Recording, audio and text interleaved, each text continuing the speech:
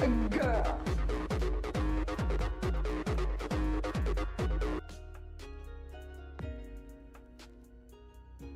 Whoa, Black Betty, bam lamb. Whoa, Black Betty, bam lamb.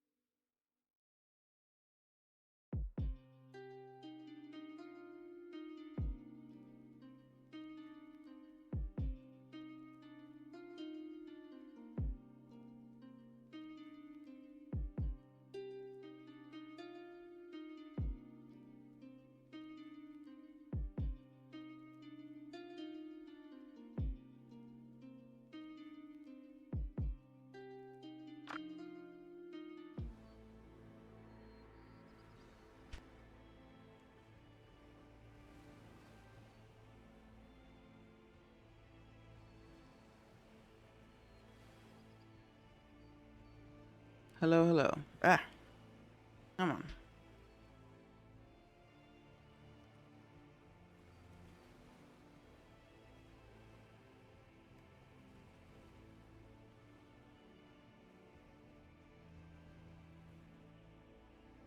Okay.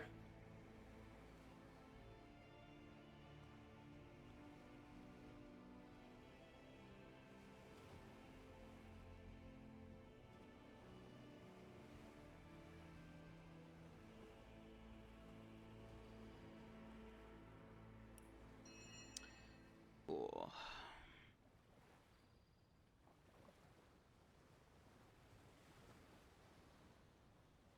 Um,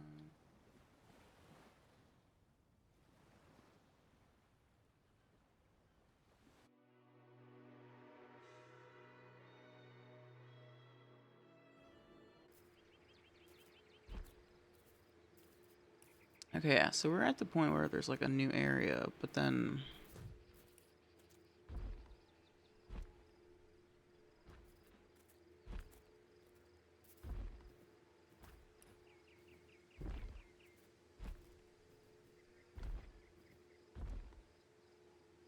I haven't figured out what to do with the Watcher statues.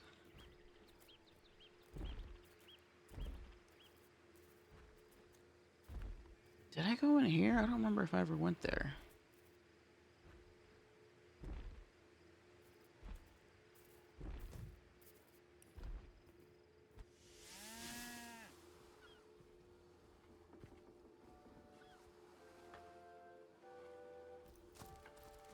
I can't even smell the sea air over this rock.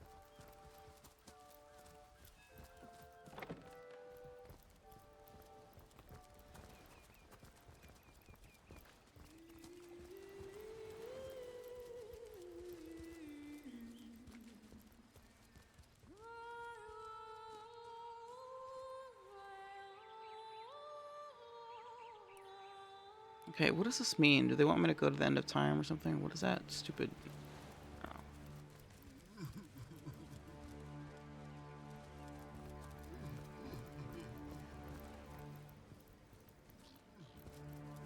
What's this? I found something.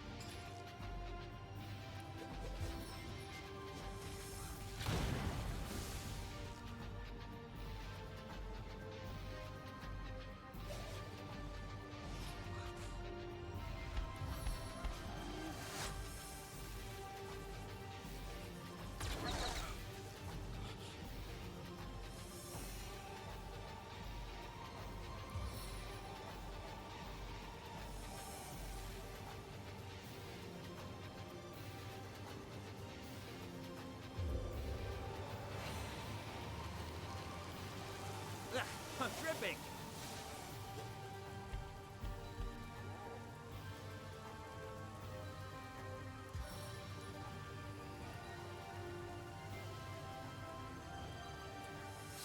The spirits of winter smile with me.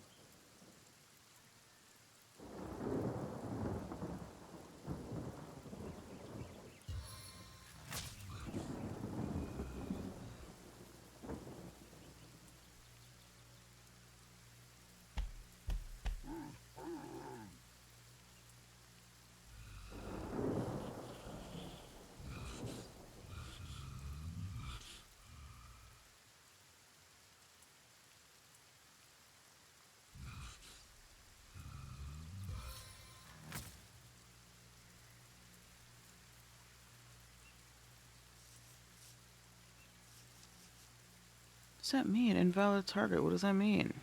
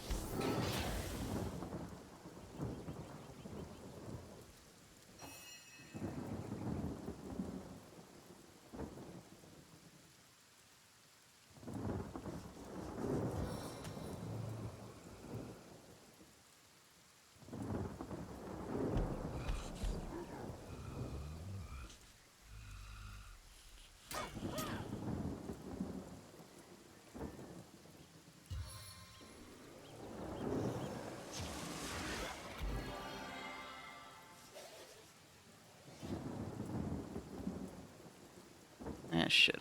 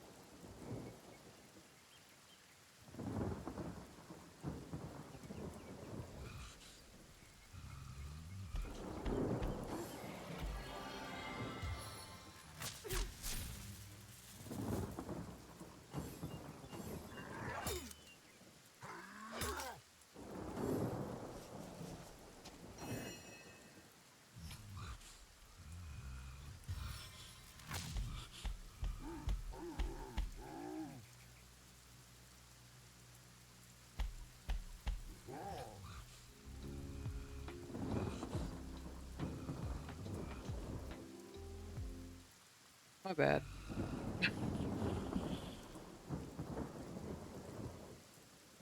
That's quick save. Okay. Thunderstorm!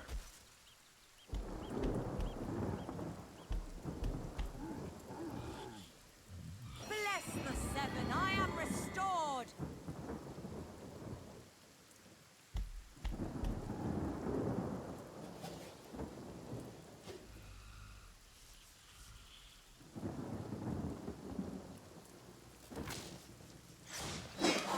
I feel better already! Sweet.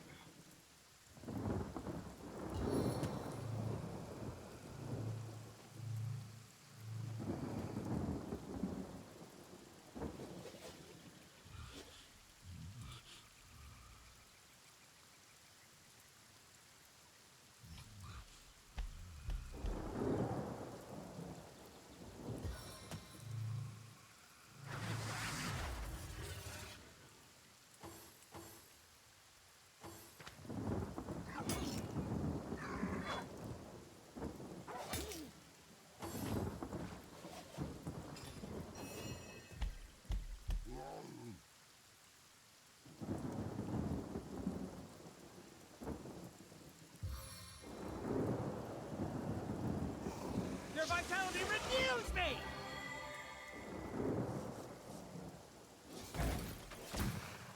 On the mend!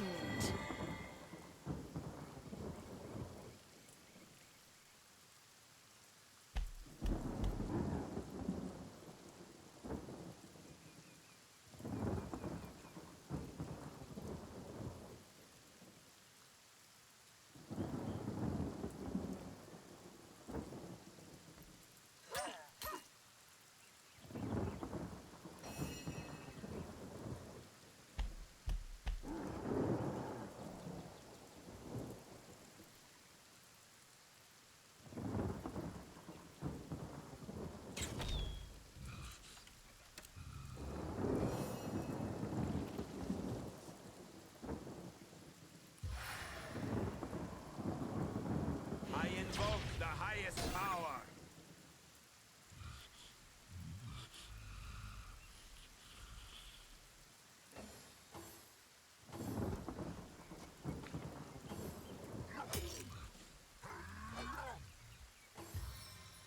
Poison consumes me!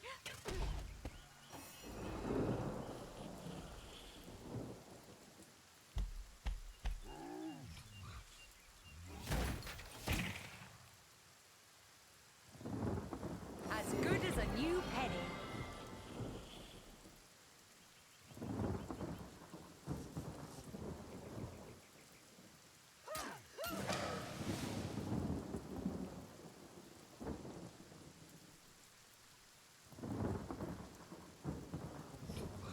Spirits of shadow, conceal me!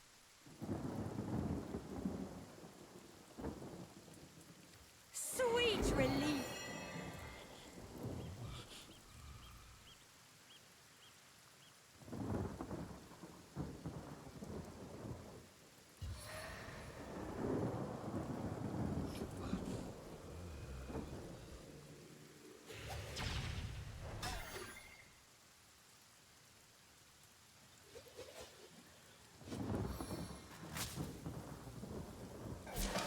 Nice.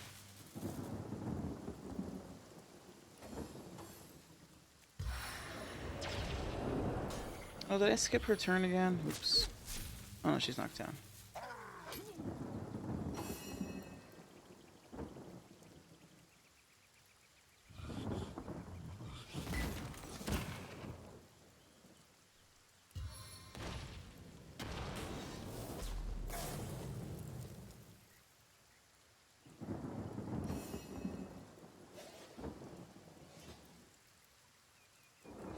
Face the unending darkness.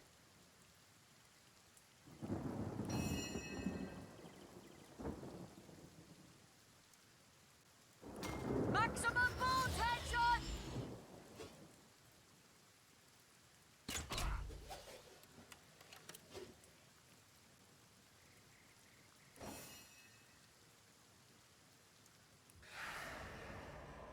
I invoke the highest power.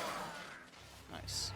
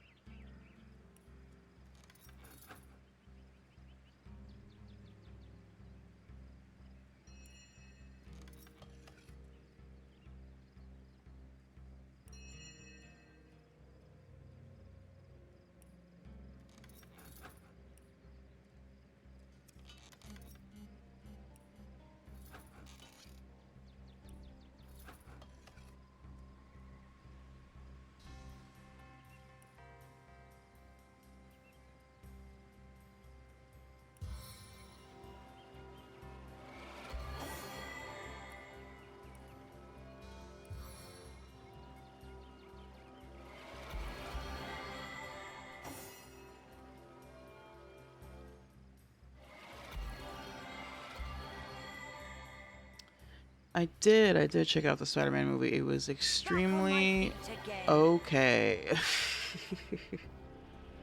Granted, the bar is high, right? Obviously. Where the fuck is... Oh. But at the same time, it's like, they kind of... I don't know, they kind of dropped the ball on some, like, basic plot stuff that was just kind of, like, a little annoying. It felt very unfocused. It felt like 3 different movies in one. Time, hey, my friends? Maybe 2.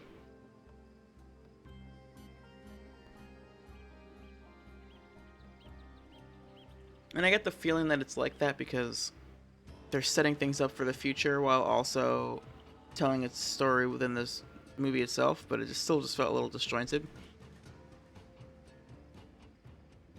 And the antagonist, I don't know if you've seen it, so I don't want to like get into too much detail, but or like if people don't want to hear spoilers, but because it's only been, it only just came out last weekend, so I don't want to like spoil too much. But yeah, it also kind of felt like the behavior of the villain was a little like inconsistent.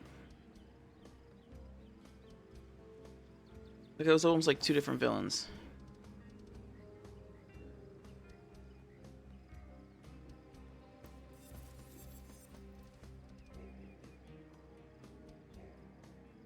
Well, okay. Yeah, so you know what I'm saying? Like the main villain was like behaving a certain way at first, and then you're like, oh, you do, you know, yet again, it's, yeah. With a character like that, obviously, they're gonna do the angle of like, well, actually, when you see where they're coming from and how they're being treated, then you understand why they're behaving that way. But then there's a particular scene. It's really just the one scene, honestly. That was like, I feel like they couldn't help themselves because they were like, oh, we got to do the fake out where a certain someone remembers who Peter is, right? And I maybe the problem is that I saw the fake out coming a little bit. It was still good though, it was still effective, and like the audience reacted, and it was a cool moment. But then it's like, in retrospect, it's like that was a pretty shitty, like evil thing to do to Spidey specifically, just because. It's not like it helped her in her endeavors or in her goals. And her beef wasn't with him specifically. I guess it was because she associated him with damage control. But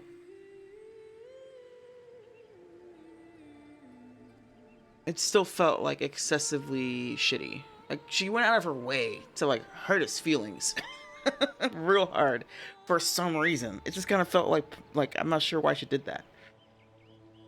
And she kind of, and I wish that he had a little like, hey, that was shitty by the way. Like, you know, he kind of just like forgets about that. Yeah, we don't see the change in the villain per se. I mean, we see them have their own character arc, but then because she has this like little monologue where she kind of explains why she's like, these people hate us and blah blah blah, but it just doesn't, it didn't feel like enough to justify specifically what she did to Spidey. I think that was like a particularly fucked up thing to do for seemingly no reason. Like it just didn't seem, it's not like she, unless I'm remembering wrong, because like, was that her attempt to like distract him while she was doing something else? Because then I'd be like, cool, that makes sense, because that's an effective distraction. But I don't think that's what happened. It just kind of felt like she just did that just to be shitty. And it's like, I mean, okay. I love the fake out because I was very worried that they were going to let Peter get off easy and she's going to remember right there. I know. That's why I was like, no way. No, this isn't real. And then it occurred to me like, oh yeah, obviously this is a fake out. Like, that's what my thought was too. My brain went, oh, please don't let this just happen all of a sudden. And like, no, you know, that's too easy. And then I remembered like, oh yeah, she can do what she can do. So there's no way, you know, that's probably what's happening. Well, okay, Cryptic, you say that, but here's my other major problem with the movie, besides the villain kind of having like a moment of like being maliciously evil with seemingly no benefit to herself. Because they don't really establish her as being so, she's not like the Joker, you know what I'm saying? But that was like some like psychological torture. That was like a really shitty thing to do. Seemingly for no benefit to herself, right? So that's one thing. And then the other problem I have is at the very fucking end of the movie. The last shot, the last moment. Because I feel like they didn't stick to their guns. I was worried they wouldn't, and I was glad that they did, and then at the very end, they fucking blew it. She's trying to discourage people from getting in her way, like she could get his loved ones if she wanted. Yeah, I guess. Like being like, I know who MJ is, and I could hurt her or something, I guess. It was a threat.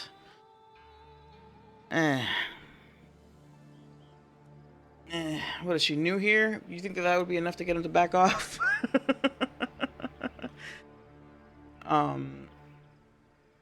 But fine. I suppose that counts as a justification. But the ending, the very end, okay? We dropped the ball on... Because you were saying that, look, I was worried... You were worried that they were going to let Peter get off easy and she was going to remember right there. Right. So she didn't remember, but somebody else did. Now, I was talking about this with a friend, and they were like, well, I didn't interpret that as, like, him remembering. But it felt like that's what they were doing in that moment, with the very end of the movie. Because Peter's like, okay, I'm going to actually, reconnect. Like, I'm going to do what I was supposed to do originally, which is, like... Or what I wanted to do originally, which is tell, like... the people closest to him who he is and what happened. And try to, like, reestablish a connection or relationship with them, right? Because he had that letter, right, that he was going to give to MJ, but then he decided not to. And then in this movie, that comes up, right? Which I liked that, too. That was a good tie-in to that. And the fact that he kept it, and it's, like, a sentimental thing for him, and then that's how she finds out, you know, it's, like, I liked the element of, like, the letter, him still having it, and that playing a part, and, like, yeah, I liked that part. But, I'm gonna just say it, okay, spoilers. With Ned, specifically, at the very end of the movie, he goes to the, whatever that shit is, a diner or whatever the fuck. And he finds Ned there. And they had already met, right? But he's like, hey, I think he says I'm Peter, right? Because he'd given a fake name before. And then, and it was like, okay, hi, Peter. And they shake hands, and then he does their handshake, right? And and Ned does it back. And he's like, Peter? And then it cuts to credits. I was like, bullshit. How do you do that at the end of the movie? You can't just leave me like this. How the fuck does he remember? Really, the handshake? Him and MJ were like, so in love or whatever. And she doesn't remember. But then Ned does because of the handshake. What the fuck was that? And then my buddy was like, well, what? Maybe it has something to do with like the fact that he was able to use the thingy to open up portals. Like he was like, oh, maybe he has some kind of like magical ability, like Doctor Strange magic ability innate in him somehow, and that's why he was able to somehow see through it. I don't know.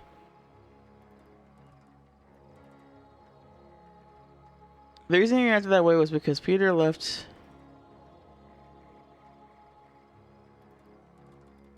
MJ's apartment. She said, Peter, be careful. And I was confused at MJ, like, how the fuck do you know his name? So him saying Peter at the end was him realizing Peter was Spider-Man. But how did he know the handshake? How did he know the handshake? They specifically did the handshake thing. That's the thing that I'm, like, confused about. I understand that he was, like, putting two and two together that this guy was Spider-Man. But I don't understand how he knows the handshake. That was him remembering. At least a little bit. A little something. Something is in there that he remembered the handshake. Because that handshake isn't, like... You know what I'm saying? It was very specific. And then he's like, Peter? So it just, like, felt like they were implying that he was remembering that he knows Peter. Not that he was just figuring out who Peter is. I would be with you if it weren't for the handshake part. I'd be with you if it weren't for the handshake part. The fact that they did that made me think, oh, okay, so is this supposed to mean that Ned is remembering? I don't know.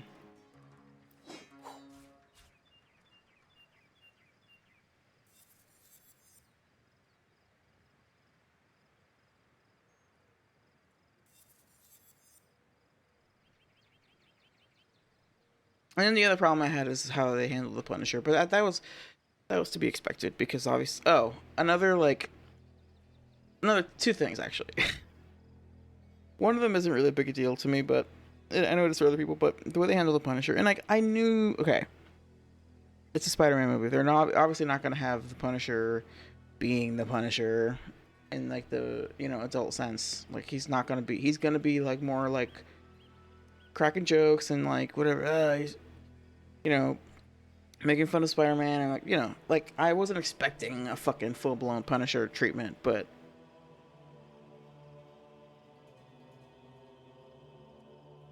it reminded me a little bit of what happened with what's his name in Black Panther, the M'Baku. Like he was so fucking cool and he was really funny, but also like really badass and tough in the first Black Panther movie, and in the second one he just became a clown, and I always hated that. They used him for comic relief a little too much, and it kind of ruined his character. And I think the Punisher suffered from that in this movie a little bit as well. Like, I'm not expecting full blown Punisher vibes, but at least give him a little more like, make him a little more serious. I don't know. Peter was basically erased from their memories. Everything else stayed the same. No, so Ned probably remembers doing that handshake with someone, but he doesn't know who. Yeah. See, okay, fair, but see that also gets inconsistent because they're like, because like MJ's like, oh yeah, I remember these things that happened. Was this when she was still possessed? I don't remember. Because she talks about how like, oh yeah, I remember all this stuff that happened in high school when we went on that trip and we kept getting rescued and all that stuff. So she's like, this makes sense. Like, this explains these, like, weird memories that I have that feel disjointed but connected at the same time.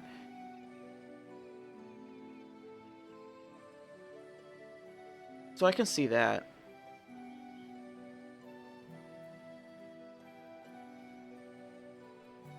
It's hurting my brain right now to think about. But yeah, that's a good point. He remembers the handshake, but didn't remember who it was with. And so that's why he remembered it. Okay.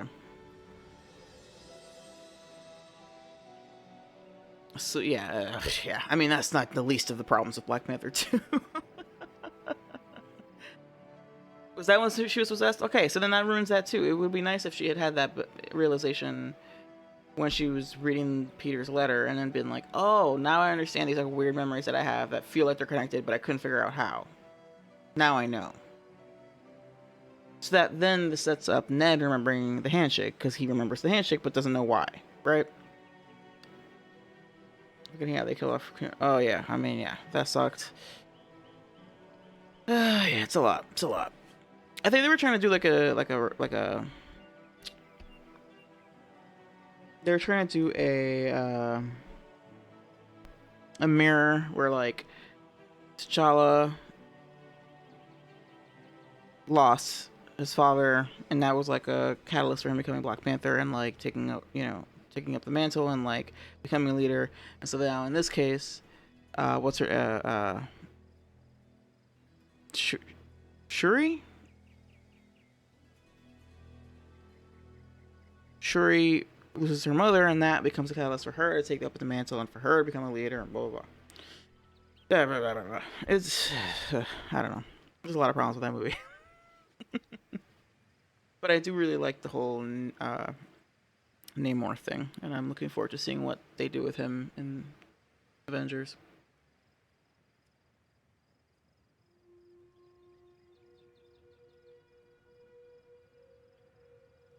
But yeah, I don't like that they made M'Baku a clown. That felt low-key like a racist trope, to be honest. I don't know. It was a little like... It was a little like, really? Like a little on the nose almost, or like a little predictable in a bad way.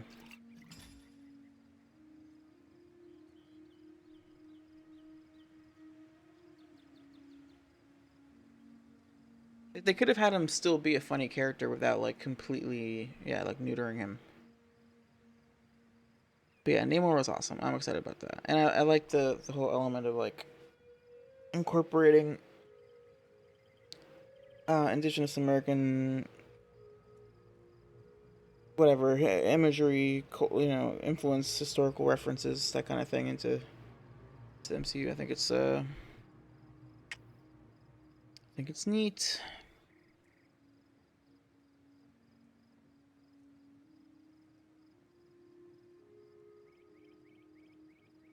I think that's a good way to do it. I really liked the idea that like in the Americas something similar happened in Wakanda, which is people who were oppressed or colonized or whatever, like basically hid from the rest of the world so that they wouldn't be exploited.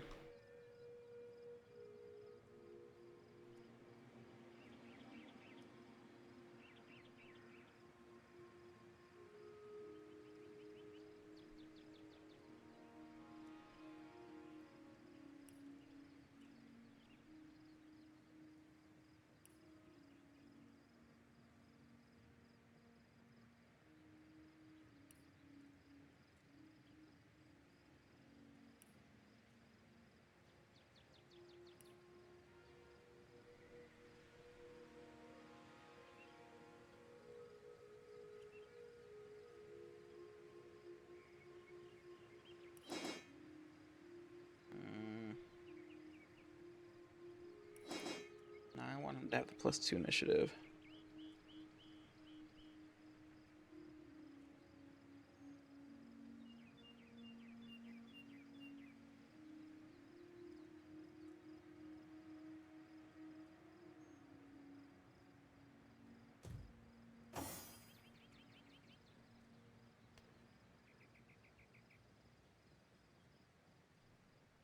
Uh, Burning Day is not your favorite. It's definitely the strongest Tom Holland Spider-Man movie. Really? Hmm.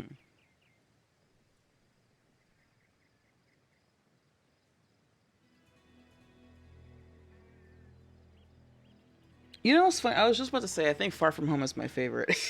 Everyone hate. I don't know. I know that I'm in the minority there. A lot of people didn't like it. I really liked it, honestly.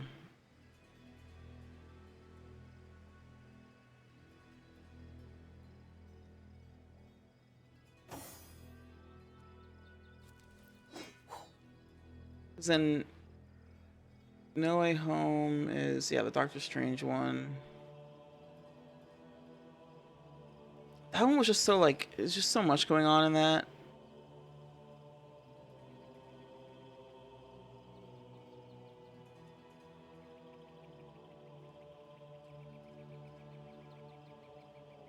I really liked No Way Home, but in a way that like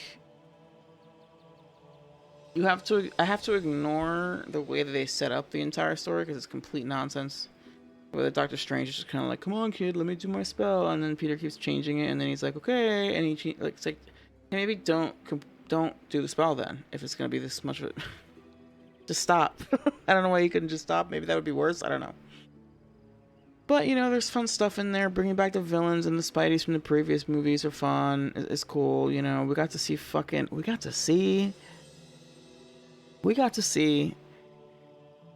you know, the OG Doc Ock again. We got to see fucking Green Goblin again. That shit is Willem Dafoe.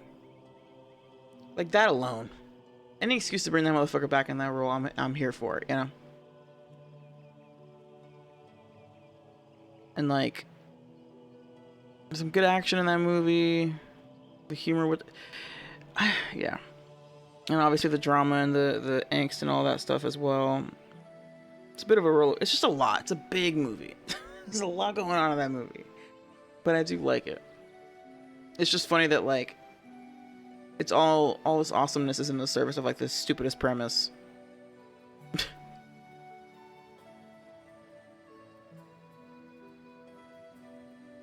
Yeah. But it's like I can forgive it because the rest of the movie is like it's like worth it, you know. I can forgive a stupid premise if it's in service of something awesome later down the line.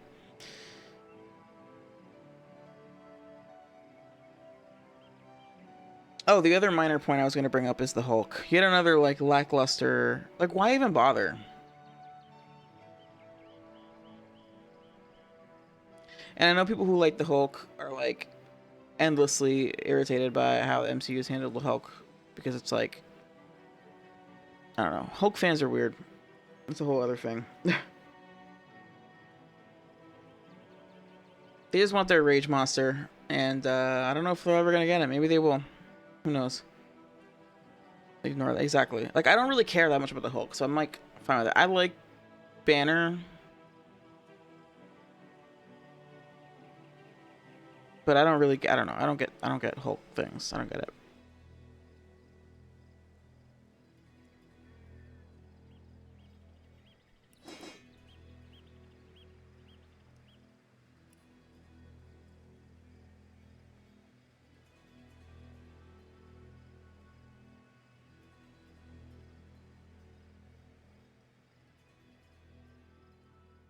I know, like they should have just left it at Bruce Banner. That's it. You don't have to do the Hulk turning for a little while and then he gets turned back somehow and it's always like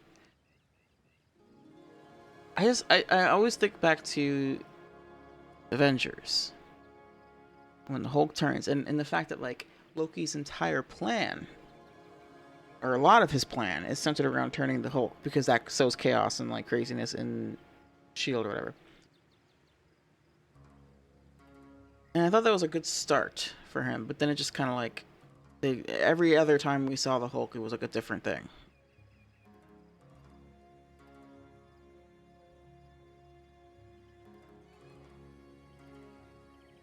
I don't know. It's just weird.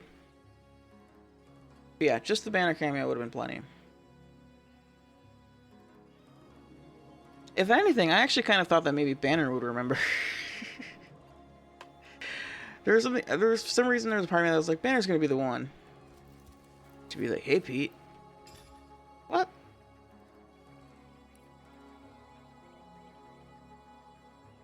They didn't know what to do with the Hulk. And I think part of it, I guess I don't understand what the comics do with the Hulk because from whenever I hear people describe him, it's like gigantic, incredibly powerful rage monster that's almost impossible to subdue, and he will stop at literally nothing. So it's like, what do you do with that movie-wise? How does that even work in the context of like Marvel in the comics even? What I want to know is what is interesting about that? What is the point if you just have a mindless rage monster that rages? And what? I don't know. I don't get it. Age of Ultron, he has this relationship with Widow.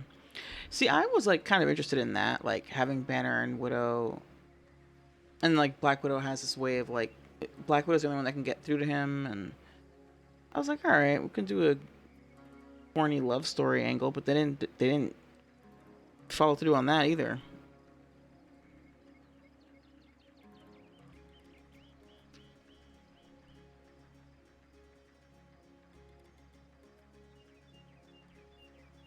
Like at some point we should have seen like, because Hulk leaves Earth, right? I know there's like a Planet Hulk situation in the comics. I don't know much about that, but it's like Hulk in space. But then he just ends up being in Thor Ragnarok, and he's just like doing gladiator fights. I don't know. I don't know. I don't get it, and I honestly am just like not. I don't know. I don't get it. I don't get the appeal of the Hulk as something other than just like, oh no, the Hulk has turned. We gotta deal with him destroying everything, and then he feels guilty about it later, and it's just like rinse and repeat. I don't know.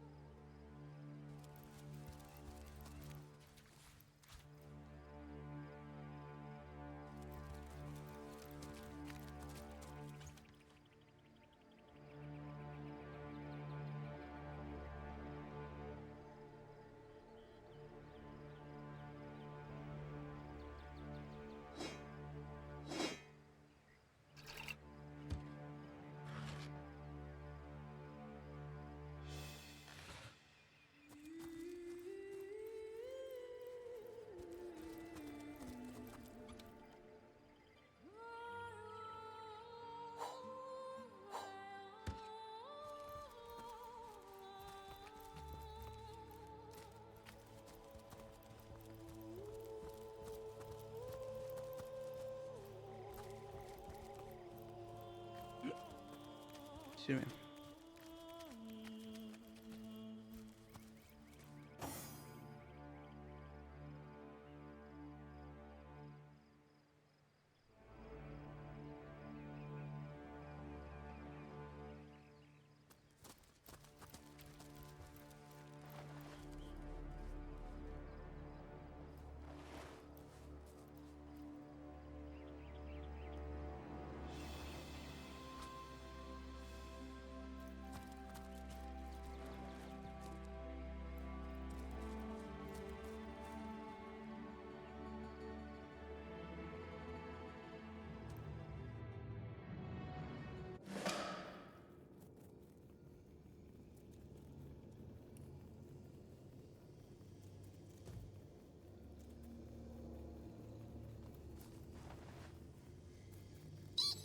I know what I know. Orcs Is that leave for much me? better crumbs than moldy Really? skeletons. Wow. Wow. Su'ub. Su'ub. Thanks for the sub. Thanks for the prime sub. But yeah, so anyway, so I was talking about this with some coworkers who were talking about the upcoming Spider-Man. This is before the movie came out. I was just generally talking about Marvel stuff, and one of them was like, the Hulk is like very like direct. Like he's like, I'm gonna accomplish. It'll be like usually like Banner is like trying to do something, and then his plans get fucked with or whatever, or like something's like unjustly he gets like held back from doing what he's trying to do, and so then the Hulk comes out I and feel more relieved to see so many dead orcs. Because whatever killed them could be around any corner. And we've no idea whether to expect friend or foe. And so, like, the Hulk comes out to, like, accomplish that. To be like, get the fuck out of my way. I'm trying to do this thing. Whatever. You know. And I guess... And one of them was saying, like, yeah, he can be reasoned with. Like, you just have to speak to him on his level or something.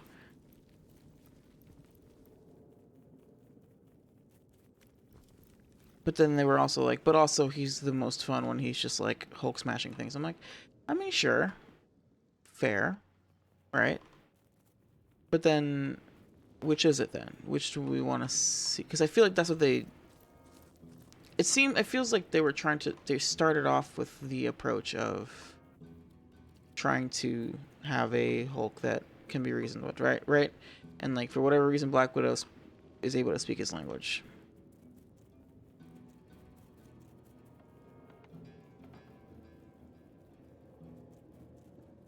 Yeah.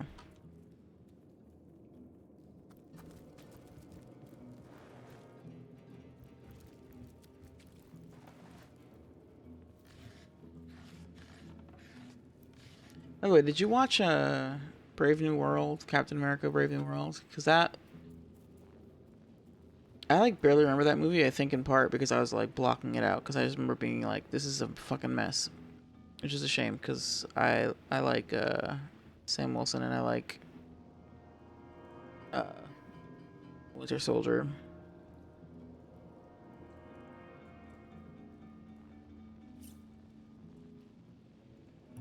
But I just remember feeling like the Red Hulk thing was just kind of like shoved in there.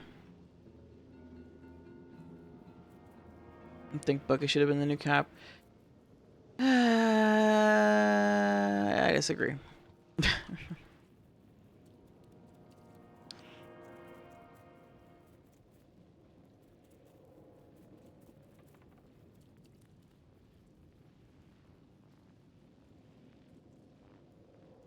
I mean, I'm thinking about it. I'm trying to picture it in my head, you know?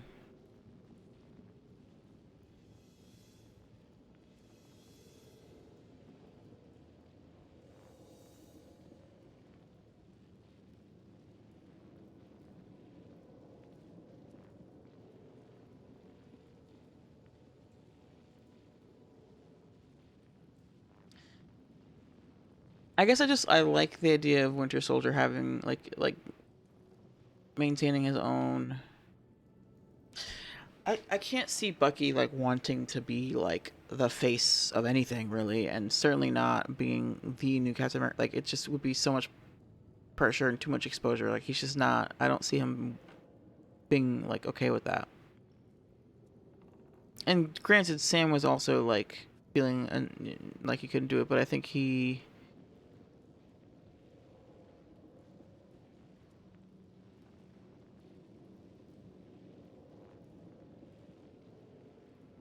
I don't know. I think he has the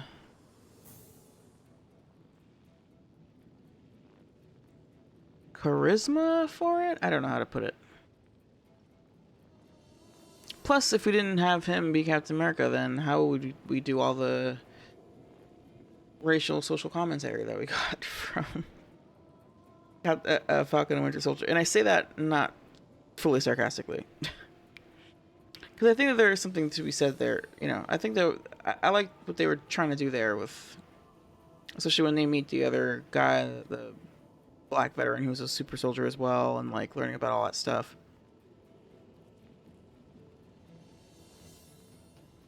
I don't know. I get it. I get why they made Sam the next Cap.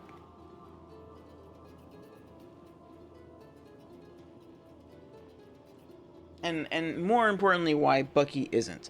I just can't imagine him being like, all right, yeah, I can do it. Like, he was never going to do it. Not yet, anyway. Maybe he will later. Maybe he will down the line.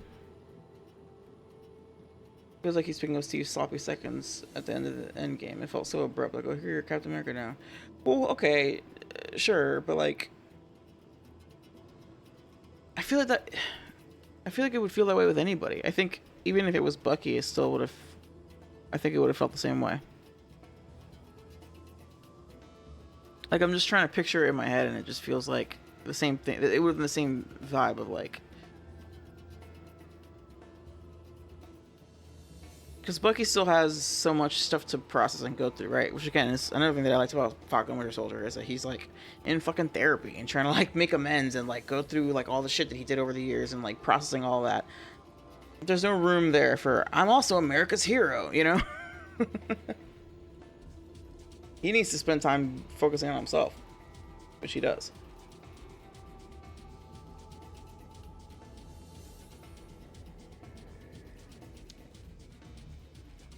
And to be fair, by the way, to your point, it felt abrupt. Yeah, it was abrupt, which is probably why Sam was like, you know what, let's put this thing in a museum.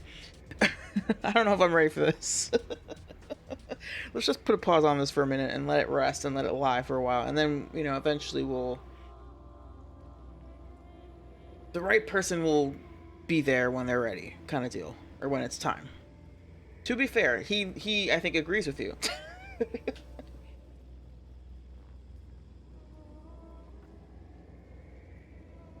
But yeah, I don't know.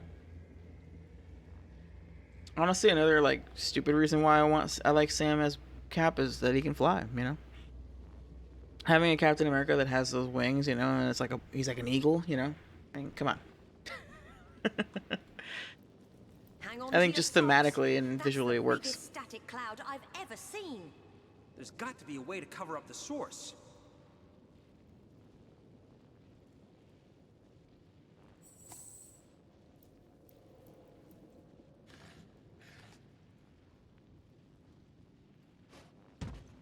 Ooh, okay, can we talk about what's her name? Her character? I literally never remember her name.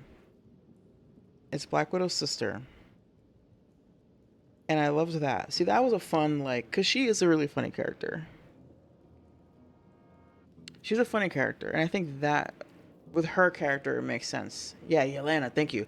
With her character, it makes sense to have her have, like, a goofy, silly cameo. With Punisher, it was a little too much, but I still get it. I mean, Punisher, they did a decent job with that, but ultimately, it was a little too much. It was a little too goofy and too silly for me. Oh! That's another thing about this stupid-ass movie. The Punisher, he was being all silly goofy the whole time, and then he finally actually does something that the Punisher does. And to be fair, he's like, fair warning, like, I'm gonna do what I do, okay? So you need to figure your shit out, and quick, because if you don't figure it out quick, I'm gonna figure it out for you, okay? So then, he shoots her, which of course he does it right as they're, you know, coming to a point where they're chilling and, like, able to, you know what I'm saying, walk away peacefully, or at least, you know, whatever. So Peter like gets through to her, has this weird power. Oh god, and the fucking okay. This is what I'm saying with this movie. I'm like, when somebody asks me, "Did you like it?" I'm like, "Yeah, sure." And then I start thinking about it, and I remember all these moments where I'm like, "What the fuck was that?" The fucking okay. He's and this might be just me not knowing like mutant lore and stuff like that. But what is going on with? Okay, so they're in whatever her headspace or whatever the fuck. Yeah, she's like in his head, and they're in his bedroom, like in psychologically they're talking. But at first it's May, right? Because it's usually that memory is Aunt May talking to Peter. So now it's May talking to her, and she's kind of giving like a motherly advice, guidance, whatever. And then it's Peter, and I'm like, wait, so was that Peter saying his piece as Aunt May so that she would listen? Was that his memory of what Aunt May said to him, I guess? Maybe that's what that's supposed to be. That was his memory of Aunt May talking to him. So it's like she's receiving the same advice that Peter got. Is that what that was? Is your head canon? So then it's Peter talking to her, and it's him actually speaking to her, right? And then something about we don't have to do this alone.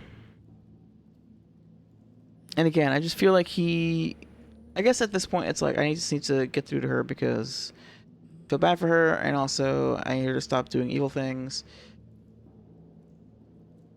There should have been like a post-credit scene moment where he's like, "Hey, by the way, you're a fucking bitch for doing what you did to me on that rooftop. That was fucked up."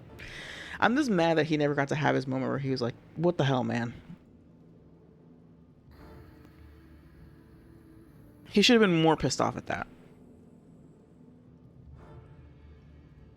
And like Peter's pretty level-headed. Like it takes a lot to really get him riled up, but he should have been way more angry at her about that.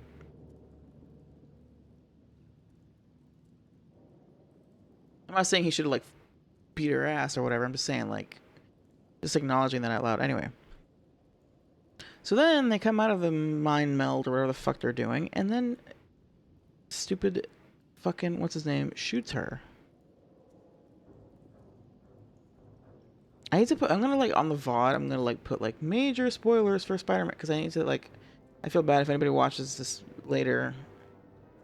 Skip to 2 hours later. Anyway, he shoots her. He blocks the bullet. He takes the bullet. And then she... What happened to her? Did she get... Oh no, she just like ran away. She escaped, right? She ran away. And, what's his name? I can't remember his name right now. The Punisher. Frank Castle. Frank goes and like takes him to the hospital. And he lives because Peter has this like mutation thing. That better be fucking resolved and explained later. We better get some kind of like Banner's probably in prison now. I don't know. But somebody's got to figure out this mutation shit. I get that she was like trying to get him to embrace his true self, but that whole thing too. That's what I'm saying. It felt like multiple movies. There was too much. I don't know. There was like a lot of. There's like Peter dealing with his personal stuff, right? Obviously. Then we've got the villain. The mysterious villain. Then we've got the mutation thing going on with him, which, like you said, that should have just been like Banner's involvement in that and helping him understand it is great and important and it makes sense, right? Like Banner is a perfect person to talk to about this stuff. Why he had his turn, I don't know. They should have just skipped out that part. They should have skipped that part and given us more of a like some kind of, I don't know, not resolution, but like because clearly that's gonna have to play a part in something later, right? And I feel like that's what I'm saying is like they're trying to set up a bunch of stuff, but then also have its own plot, and that's tricky to do. They did a decent job, but it's tricky to do, and I kept feeling like the mutation stuff to me. Maybe it's just because like I wanted to know more about that. Like to me, that was more interesting. She took Peter's place. Whatever Aunt May said to her is exactly what she said to Peter. Yeah, And that falls apart a bit when he shows up later. To be fair, he felt bad for turning her into the same people who captured her sister. Yeah, I guess maybe he's like, we're even. I suppose that's fair. To be like, you know what, you did something shitty to me for some reason. I guess to threaten me or whatever. Still felt like a, harsh. But then he ended up fucking her over.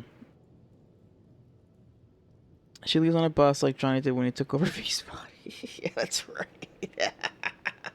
That's exactly what it was.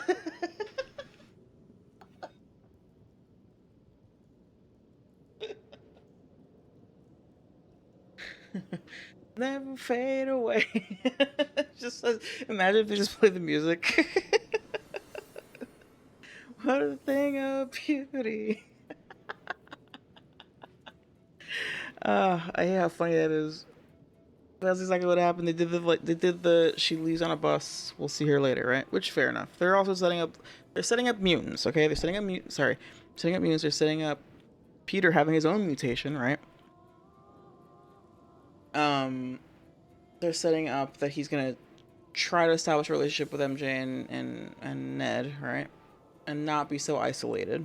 Like, that was an important thing. That was a good thing. Like, one thing I liked about it is, like, he's dealing with being... This is the same thing that happens with Daredevil a lot in the comics and in the show, where they isolate themselves because they are trying to... They're focusing on, like, they're like, I have this power, I have this responsibility, I have this duty, and so I have to focus on it, and if I get people involved, then they'll get hurt. And I don't get to have a normal life. I don't get to have normal relationships. I don't get to do this and this and that. And Punisher, Frank, has the same problem, right?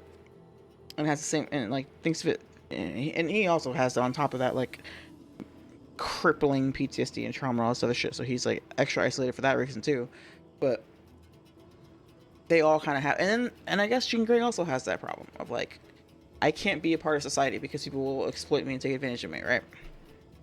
So that's like the theme overall, which I thought was cool.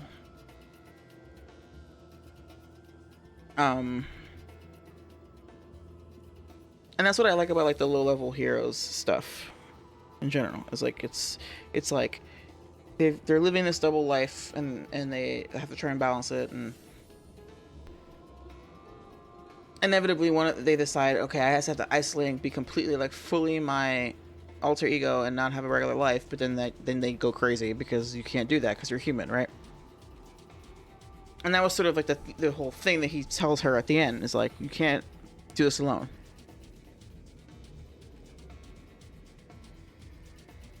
Here's my initial that he's completely cutting off the viewer side of his life and focusing on Spider-Man. He's been doing this for 4 years. Yeah, I know. That's the crazy part too.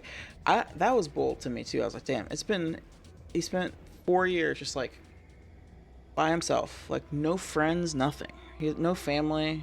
The only fucking friend he had is fucking Frank Castle. There's something else going on besides being Spider-Man, and the mutation was a physical representation of that. Well, okay. So is that what that is? Is that what they're doing? Do you mean this thematically, or are you saying that like, oh right, because Banner was like, oh, the stress and everything that you're going through is like manifesting in this way. Doesn't make sense. What does that mean? What does that mean? I just want to know more about like I don't know. I'm just being a geek a little bit, and just I wanted it to be like, instead of Banner fucking turning into Hulk, it should have been Banner being like, hey, Pete, I mean Spider-Man, whatever. I know you're Spider-Man. Anyway, I figured it out. Here's what's going on with you. Here's how you can control it, right? Or here's how you can like use it to your advantage, or balance it out, or something, or like, you know what I mean?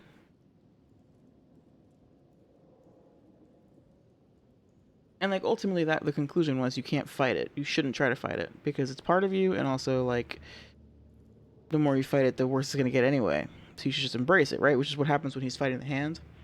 By the way, the other reason why I'm like, I like the movie, but this is a perfect example of why I like to just never watch trailers for anything. Man, I got it in my head, and I don't know the timeline exactly, like when exactly this takes place in relation to other MCU things like the TV shows, but I had convinced myself because I saw the hand in the trailer. I was like, wait a minute, that is something that is from Daredevil universe. We've already seen the hand before, technically, right? I was like, and in the scene in the trailer and the scene in the movie, it looks like it's a prison. I thought for a second, and also they kept showing other villains. I thought they were gonna do like the Sinister Six type thing where like there's a breakout in Rikers. You know, Jean Grey took control of all the guards in the prison, and now they're all releasing all of the super powered prisoners. And so then he would have to go and fight all of them at once, including fucking whoever the hell that was, Shocker or something. Not Shocker, whoever the fuck that was. That was fighting against the wall somewhere outside, including Scorpion, including the Hand, including fucking. And then, because if you've seen a certain other show, fucking Daredevil would also be there. And I thought that they were going to fight together in the prison.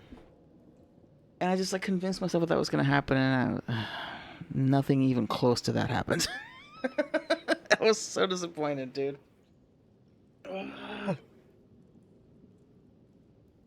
Because another person that he could have a connection with or an association with besides the Punisher is Daredevil. They do in the comics all the time. They're constantly fighting the same fucking like mobsters and shit, and like petty criminals and organized crime and corruption. They team up all the time. So I'm like, I thought that was like, and like in the previous movie, he helps him as Matt Murdock, right? As an attorney. So then I'm like, wait, so is this gonna be like, is it gonna be now Daredevil helping Spider-Man officially? If Daredevil suspected that Peter was, if Daredevil doesn't know that, like he also doesn't remember that Peter is Spider-Man, but he might still help him as Daredevil. Ugh. Come on, man. I just like, it was right there. It was like, I was like, dude, if this is a perfect opportunity. But no, it turns out that the place where he's fighting the Hand is the facility, is the damage control facility. And as far as I remember, I'm pretty sure Matt Murdock is being held in like some normal ass like federal prison somewhere. Or in like the raft or whatever. One of those like, but it's not damage control that took him. He's like under some like kind of government custody. But it was like, man, it would have been so fucking sick. Skip the Hulk and put Daredevil in this bitch. They should have had him in it. Exactly, and the Punisher. It was like a perfect setup for that. But no, we gotta have a fucking like mediocre Hulk appearance for no reason.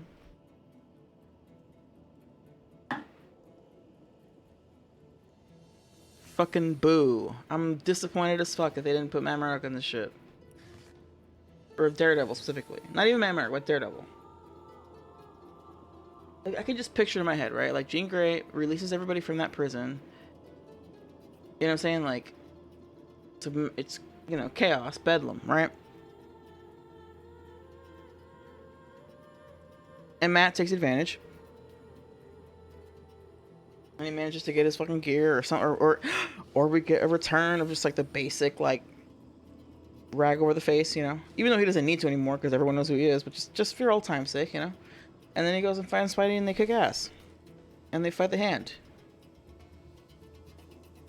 and then just have one little quip where the Punisher's like, "Hey, Red, it's you. What's going on, man? How's prison treating you?" Like I was like, "Come on, man, give it to me."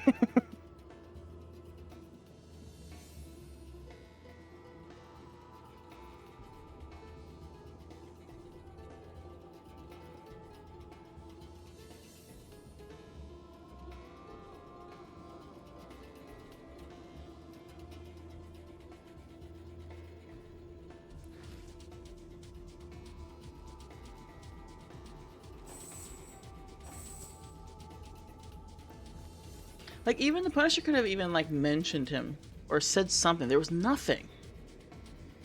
It's annoying. I don't get why they're still doing this thing where they, like, practically ignore the fact that there's all these other people around. We have the Punisher in the movie, so why are we pretending that Matt Murdock doesn't exist in this context where, like, he would totally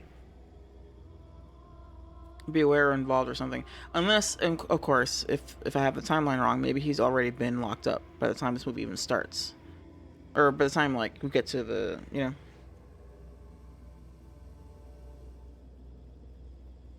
I don't know. I do like that Peter isn't built out in this movie where he pretty much handles everything himself. That's true. Yes, I do like that. Yeah, no, Peter is, this Spider-Man is pretty much like he's fully doing his own thing and doesn't get bailed out and doesn't, yeah. He is fully like in his own element now. Whereas he starts very like, yeah, it's, they've done a good job of developing him in that regard, of like starting with him being very like, you know, needing a lot of help and fucking up a lot, but he's getting better and better at just like handling shit himself. And it's like been a gradual process of him doing that, and it's kind of cool. Iron Boy Jr. Yeah. One of my gripes about MCU movies is that they're too reliant on cameos and setups. Yeah, I guess. I mean, I don't know. To me, that's half the fun. Is when, you know, like I just said, I would have loved a cameo of you know, Daredevil. I think, yeah, I see what you mean though. I think they need to do, yeah, do a little more like the standalone stuff. Focus more on the. I mean, this is what they did originally, and now they're not doing it as much. Just like letting characters kind of develop on their own, and then having them come together. You know.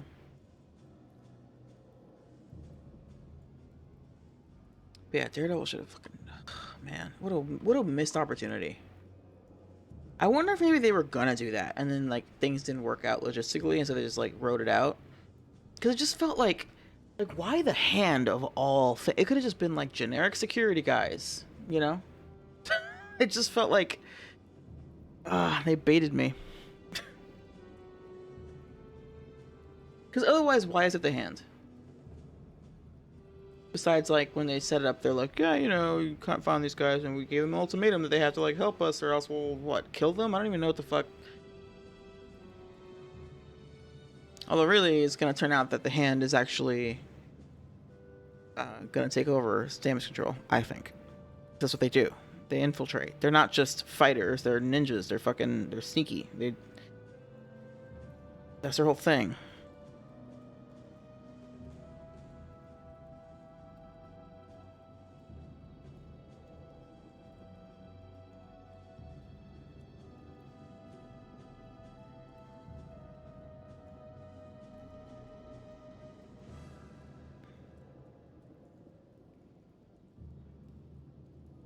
So yeah, Banner's involvement should have been strictly helping Pete with the science stuff of understanding his mutation.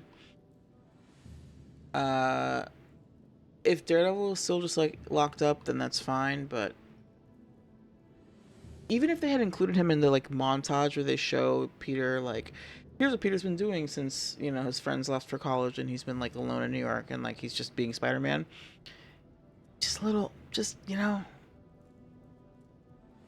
show them like thwarting a mobster once or twice. You know, they show him like fighting like Hammerhead or whatever the fuck that guy's name is.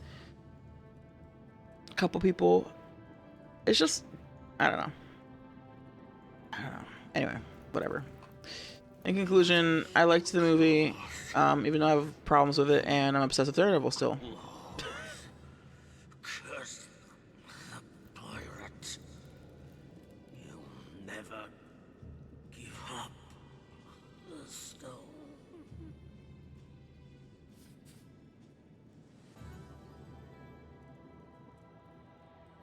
Treasure!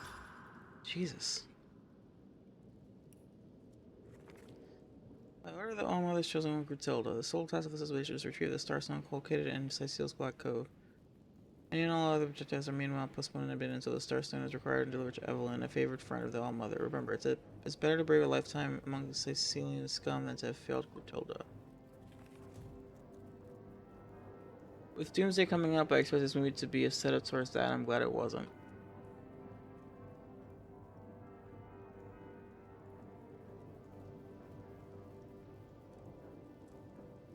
Yes, I agree. I think I agree. Because it could have easily just been that only, or mostly. That said, I think it's... I mean, we know that in Doomsday we're gonna see some mutants, so maybe like the Jean Grey thing is technically a setup for that, which is fine. And then, because was Spider-Man even in the trailer for Doomsday?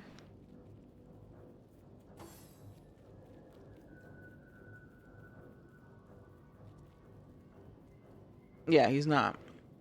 I think the prevailing theory is that like Spidey is gonna be the center to the Secret Wars thing. It's gonna be like Doomsday and then like later Secret Wars, and that's gonna reconverge all the timelines or some bullshit like that.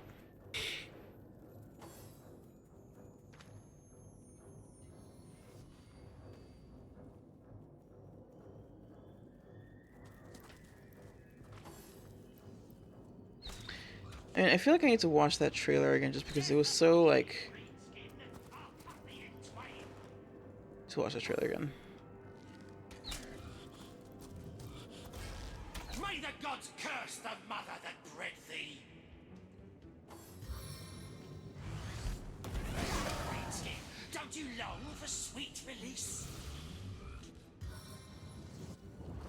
Death upon thee, Greenskin! I'll cut thee in twain!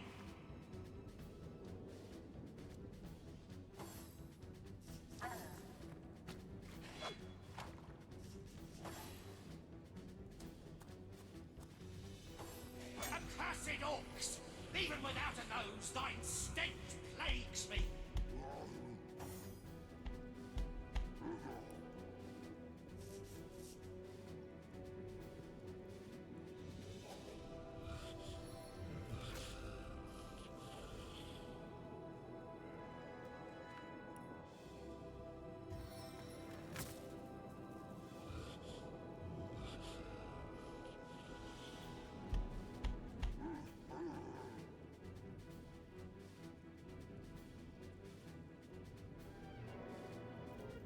The living versus the dead.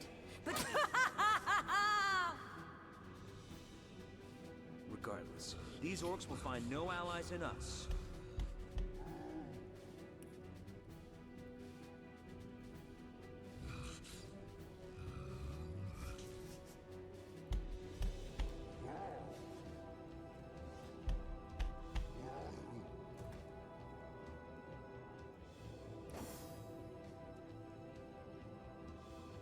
Yeah, I've heard people say that like, oh, they think that. Oh, for fuck's sake, woman.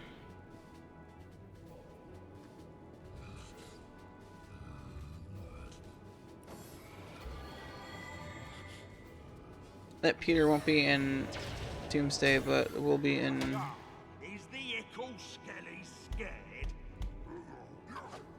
Secret Wars, Oh, is the along ickle with skelly like scared, dog? Inhumans, or maybe Miss America or Miss Marvel will show up there. I don't know. I've lost track of who's who and what they're doing.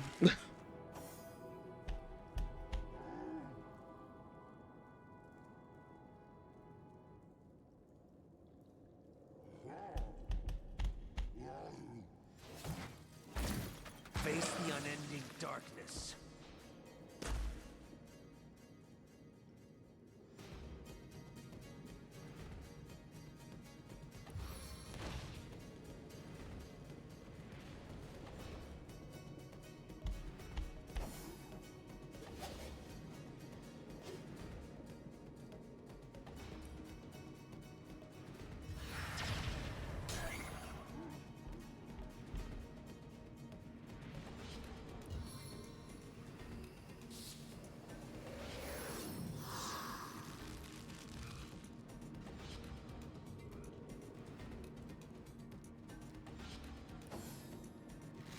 Come, Greenskin, don't you long for sweet release? Death upon thee, Greenskin! I'll cut thee in twain!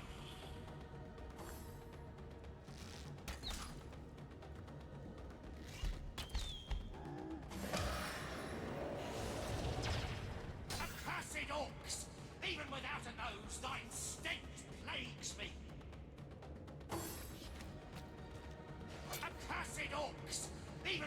nose, thine stench plagues me.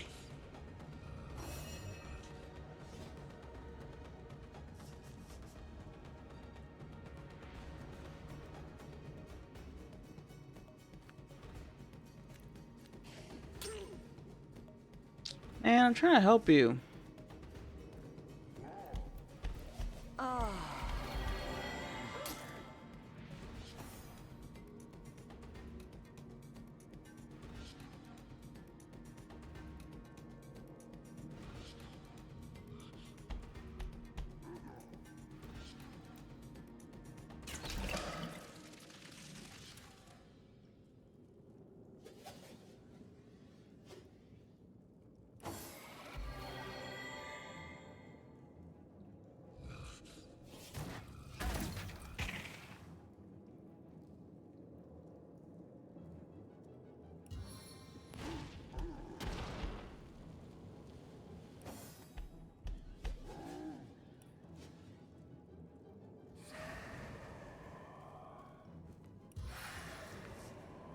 Mighty staff.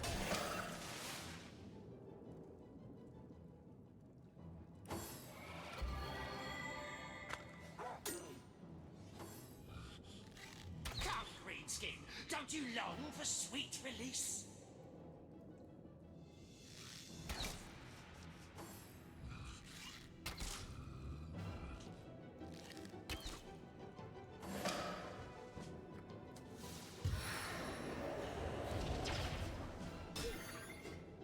Into the fray once more.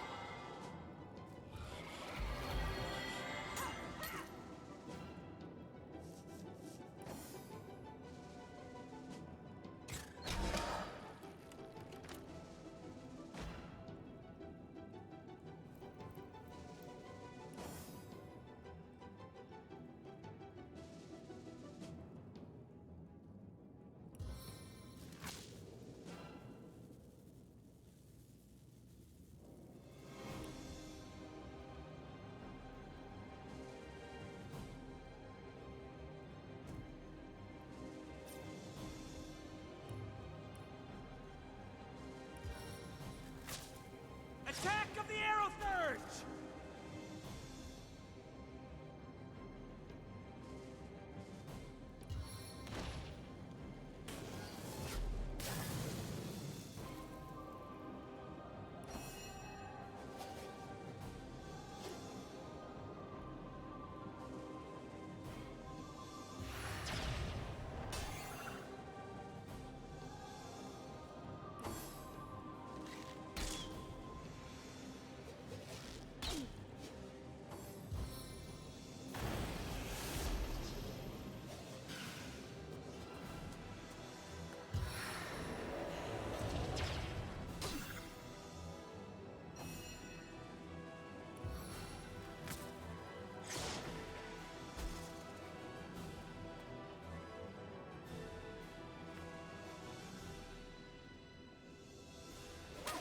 Seven have mercy on your soul.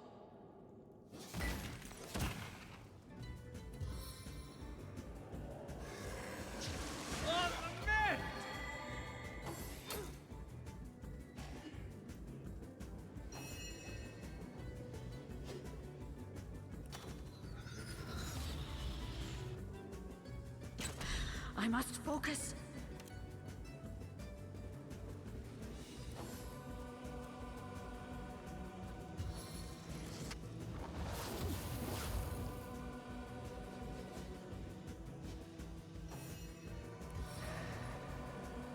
Grass beneath trembles with my power.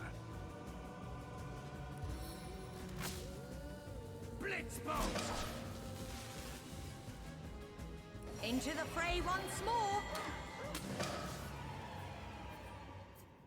So the Orc expedition is no more. But who's to say how many undead haunt this cave? By the ferocity with which they fight, I'd guess they're protecting something of great value.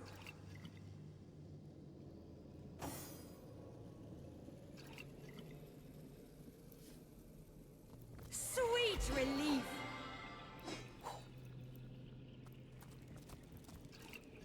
I needed that.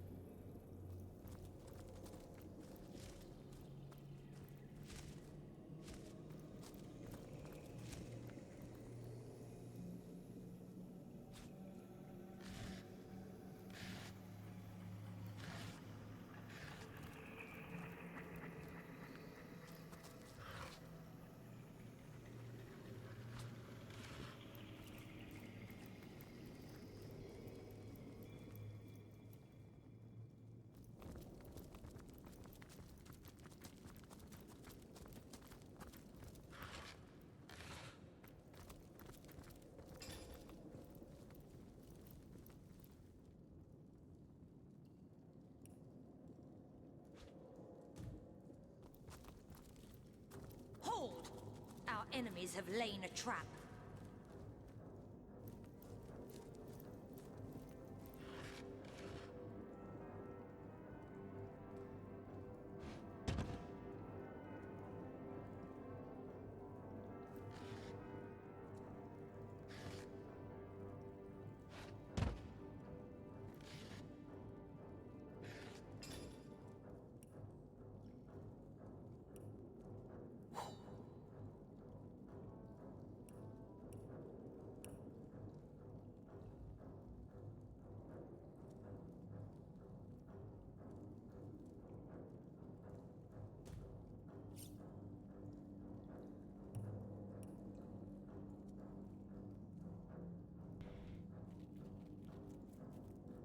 All right, 17 minutes till.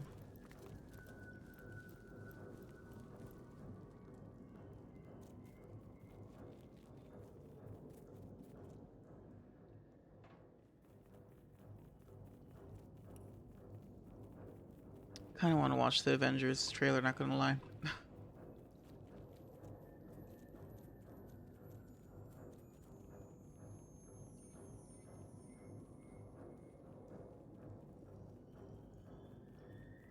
Just because I don't remember exactly.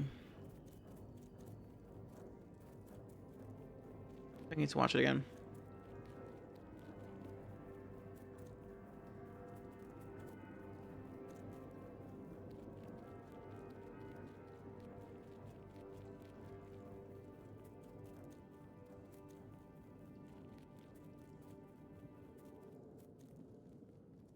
Just to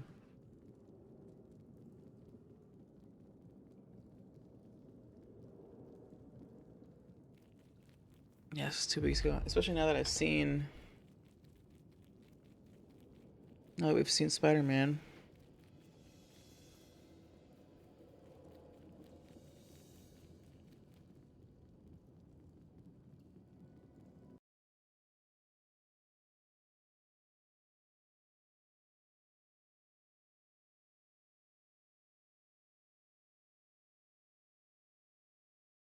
This.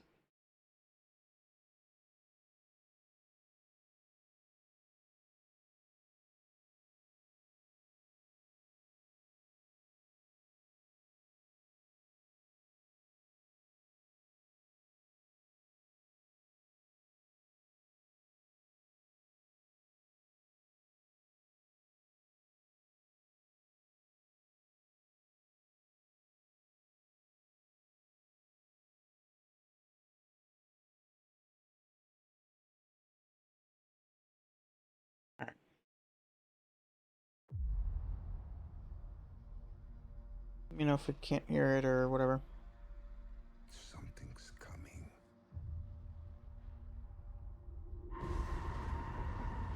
Something we may not be able to deter. Before this day is done, we shall be faced with an unthinkable decision.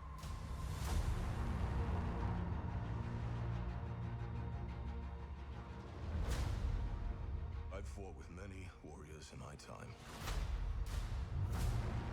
I know, right? That's exactly my thought. I'm like, really? Can we leave these guys alone for once, finally? Let them rest. Both of them. They died facing enemies and threats that scared me far less than this one.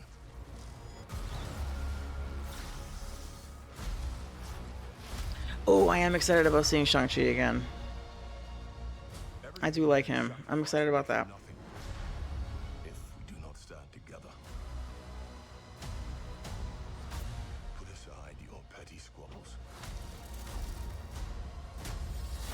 And presume nothing except this. If you return, you will return as brothers and sisters.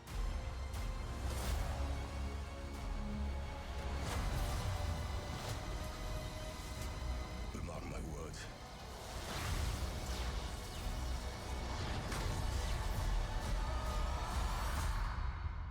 We're going to need a miracle. Hey, pal. It's not possible. I love that. Like, bitch, I'm back.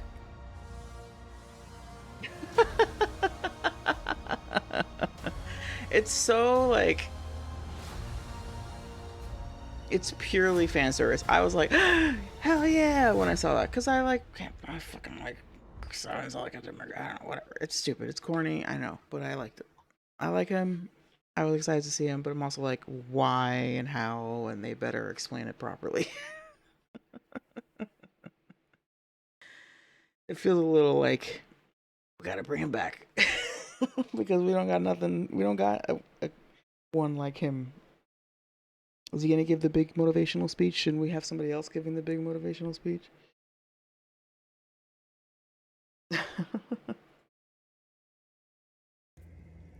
Yeah, they hit the emergency. Yeah, they're like, man, we hit, use hammer to break this, box open and press this button to emergency evac. I like RJ doing a different voice for Doom. I haven't seen that movie. Oh, Shang-Chi? Oh, you should. It's good. I liked it.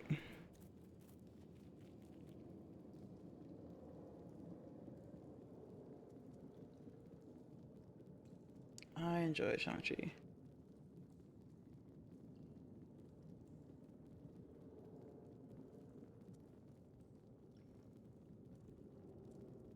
Yeah, it just kind of feels like, see, okay, now I'm feeling the same thing. Now I'm remembering my reaction to it the first time I saw it, which is like, where is all this coming from? We haven't seen Doom yet at all. It was obviously supposed to be Kang or whatever, but there was drama IRL and they got rid of that actor, so they had to like pivot. And that was also a real like hit the emergency button move, is bringing RDJ back for sure. And now he's doing this accent, and I'm like, who the fuck even is this guy? They haven't set this up at all. Now, to be fair, well, no, actually, Thanos was set up. Now I think about it, Thanos was set up a little bit though, a little bit. But now we have this like really big bad out of nowhere. Has Doom in any post-credit scenes? Not that I know of. I think that this was gonna be like a down the line thing, and it was gonna be Kang the Conqueror first, but they have to skip all that and just jump right to Doom. I don't know. Bit of a mess. It's a bit of a mess. I'm not gonna lie. But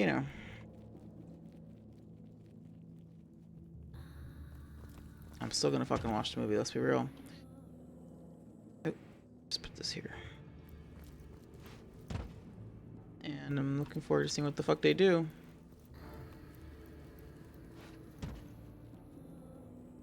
I know. Yeah, and it's yeah, that's a whole dicey, messy situation.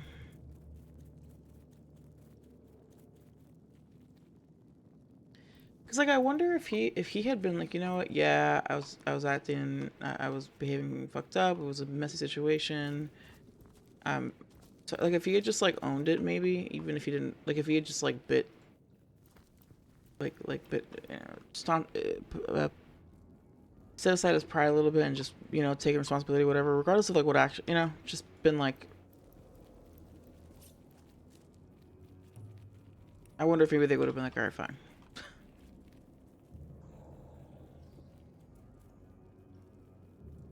That was a weird scenario because it wasn't like, I don't know. He just, yeah. It is what it is. It's just unfortunate because he was really good in that role,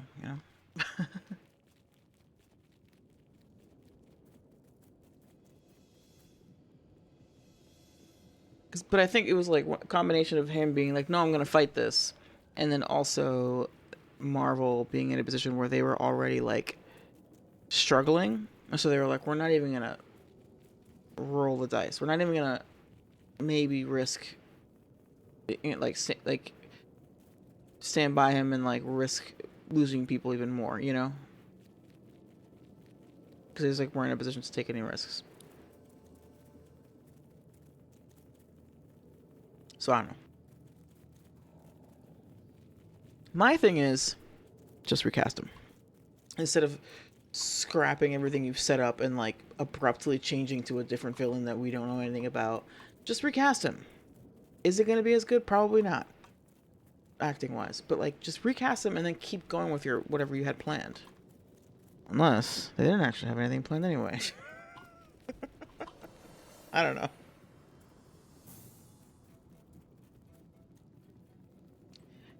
Didn't have much aura. See, that's interesting because I think that's like the thing that I always hear the most from people is like, man, what a waste. He was about to be a very good villain because that guy's performance is really good and like he had this like on-screen charisma kind of thing going on. Unless I don't know what aura means. It's possible that I'm too old and I don't know what aura means. I think I do. Source Abomination. The fuck is this? My gods, what is that abomination? Well, when a crab and a man love each other very much.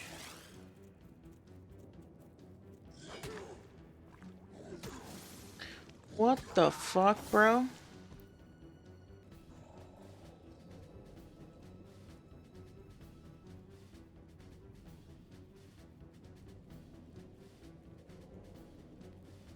I mean, it's my own fault for just like running in. I just didn't know what to expect.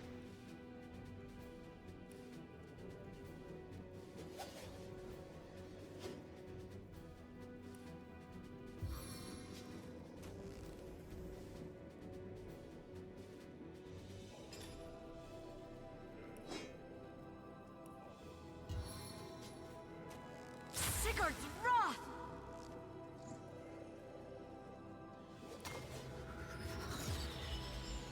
Hey, Ufin.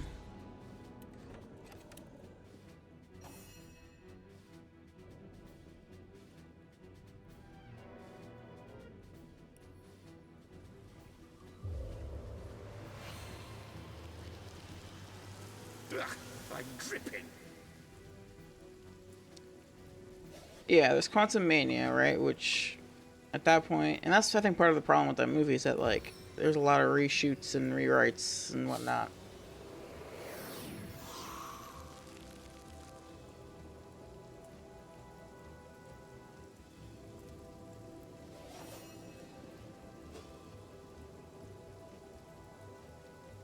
Apparently he was in Loki TV show. Yeah, he was. Oh, you haven't seen Loki. Okay, so this thing. So he was in Loki. He was in, I think, season 1. The end of season 1. Yeah. And his, like, I don't know, performance there is really cool and really interesting.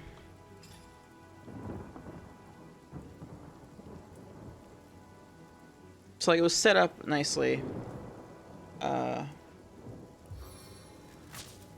From the tingling in my fingers to the twitching of your corpse.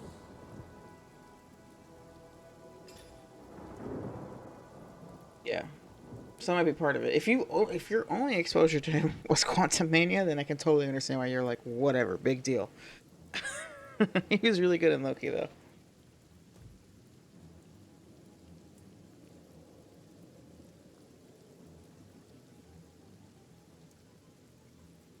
Alright, question is, can I survive this fight without using Resurrection Script? Well, no, I have to use... I'm struggling because...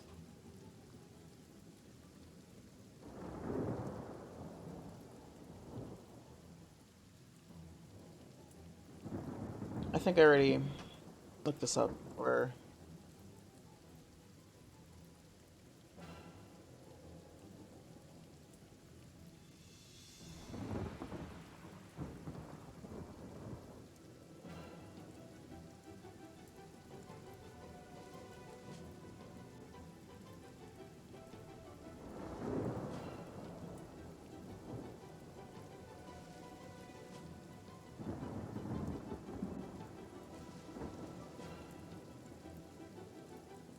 Yeah, I've been trying to like catch up on Marvel stuff recently. Next up is Ironheart. I don't know if you watched that.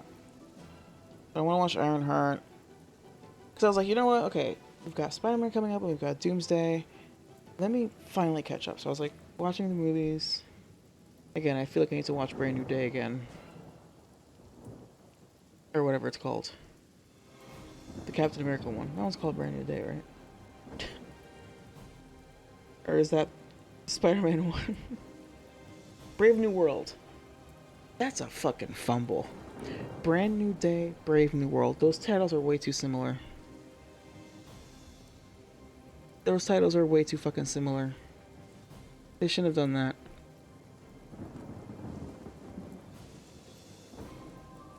Like, what even was Brave New World? Like, why was that even the title? It was a terrible title. Anyway. That is a fumble and a half.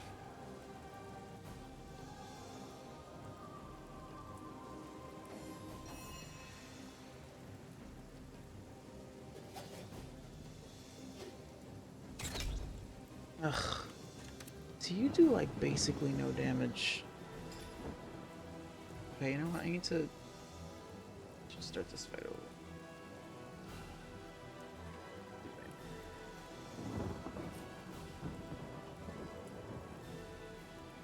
I keep spending money on fucking resurrection scrolls.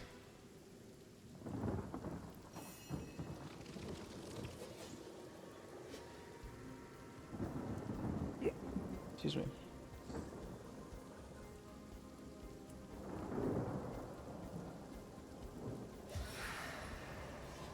Spirits of Riverong, aid me.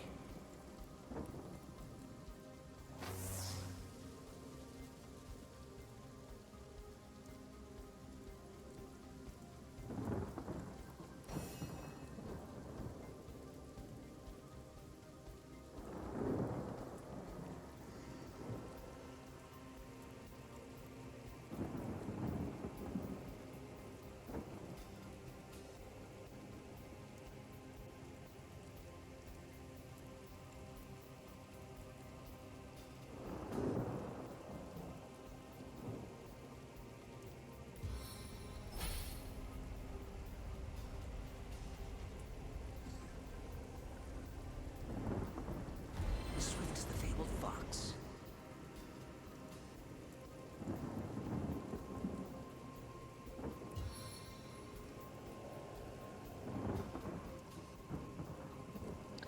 Did I ever get bombs figured out? Fucking no.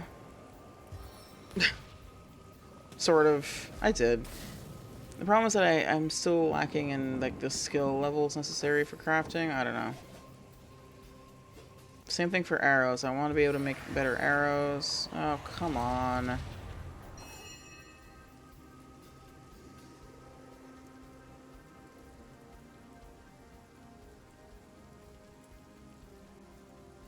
There's a lot of that in this game where these motherfuckers just summon minions.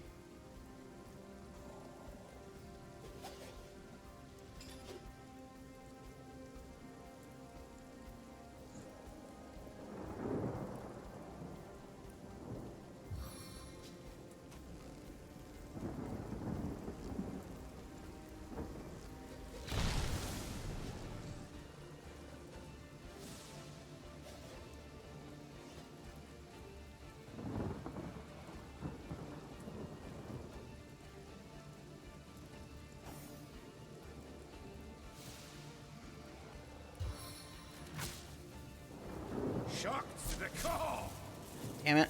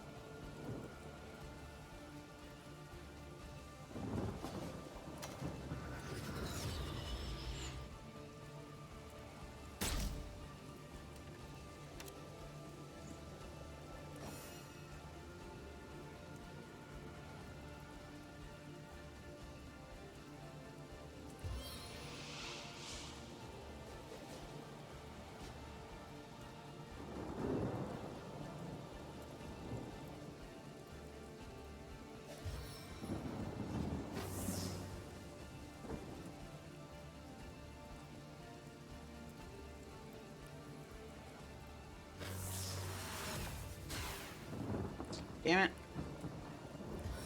Stun failed. Nice.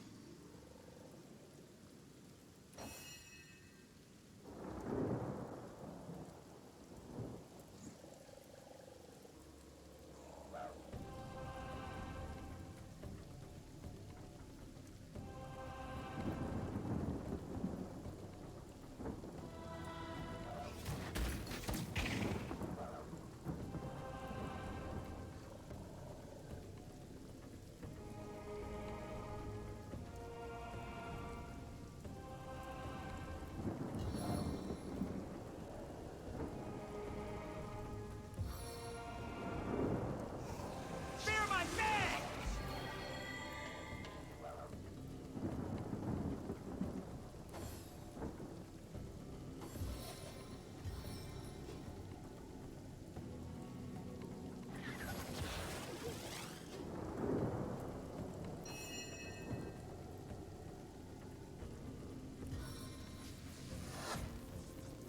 Your grave opens to welcome you!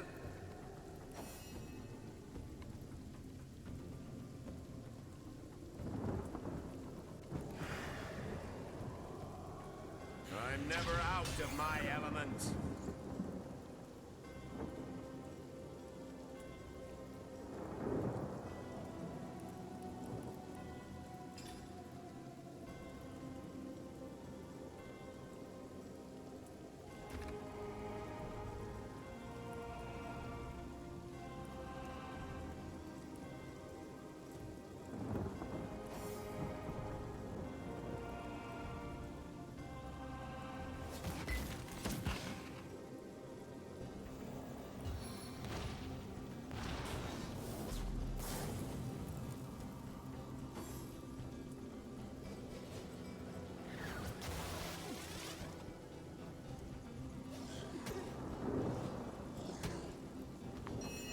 So much fucking damage, dude.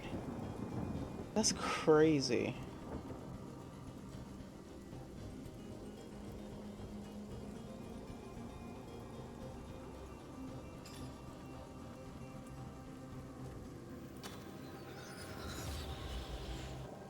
Please don't miss.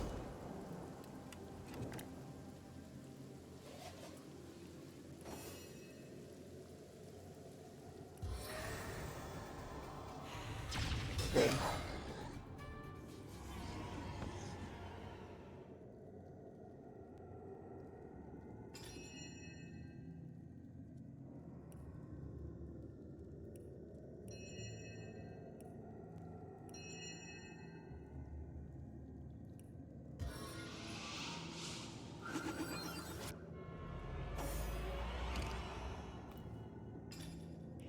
Should have just rezzed her because I keep forgetting that she has the skill where she can resurrect at full health.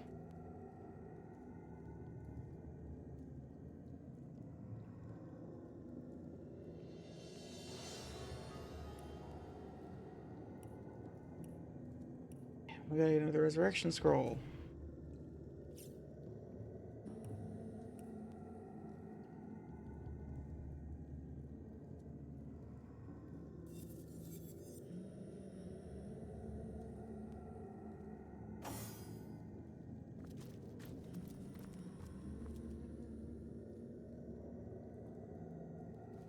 Can't reach. Walk up to it, you dickhead.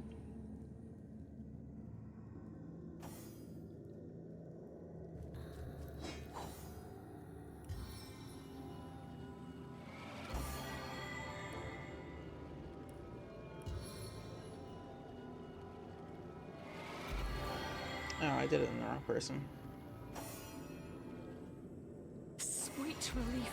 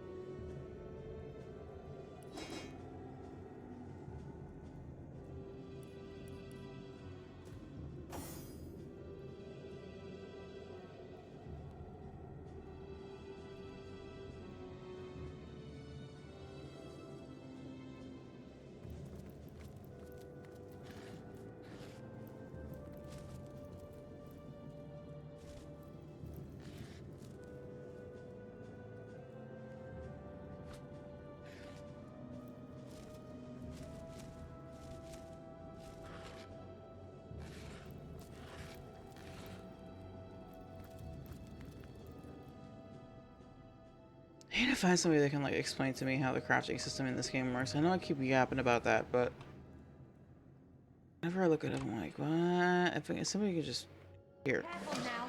That's Here's a what you want to know. Here's what you need to know. And as per usual, all I ever want to know, as far as looting, is what should I sell? Just want to know. What are the things that I should just sell and not keep because they're not useful? And I can't. The first time you play a game, there's always that feeling of like, well,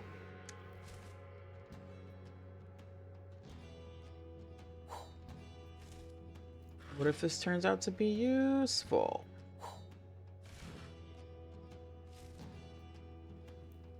I don't know what to do with food either. I have no idea how to do this cooking system. Like, I know you can cook stuff, but I don't remember.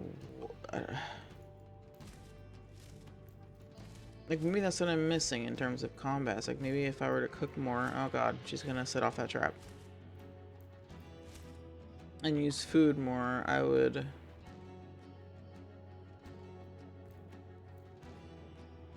Combat would be, like, a lot easier.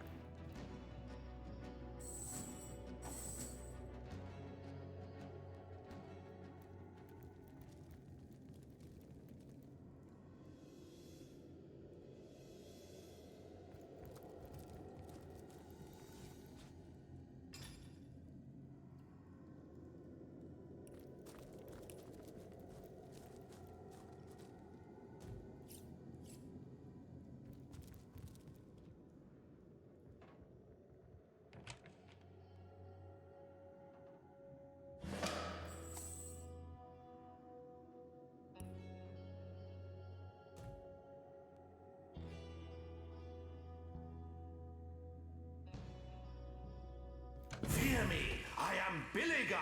I will give you tons of scars. My tricks are known throughout the land. My rhymes rhyme nicely. Understand? Billigar!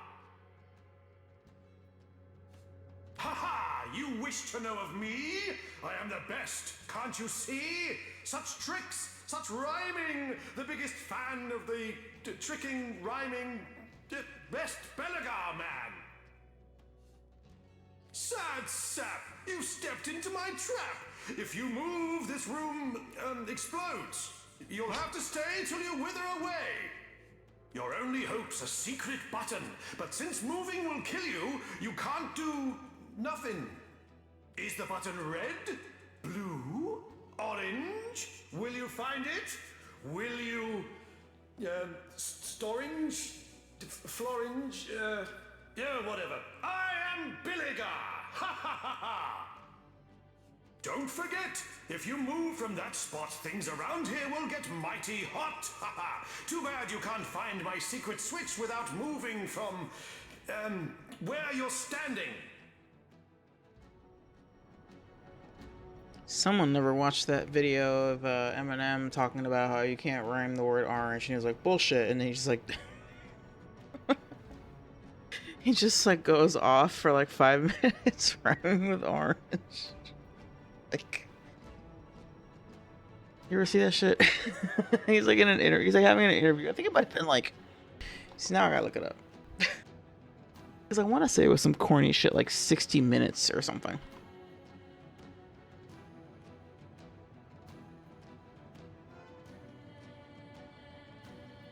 Yeah, it was 60 minutes. I was right. Yes.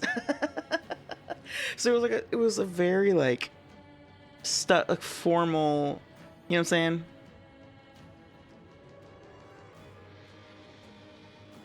It was an interview. He was like in an interview with 60 minutes, and he was like, well, people say you can't rhyme with orange. That's bullshit. And then he just goes off and just starts doing it. And you're like, oh, word.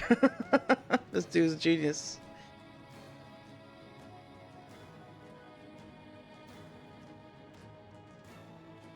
And it was with Anderson Cooper. That. Fuck it.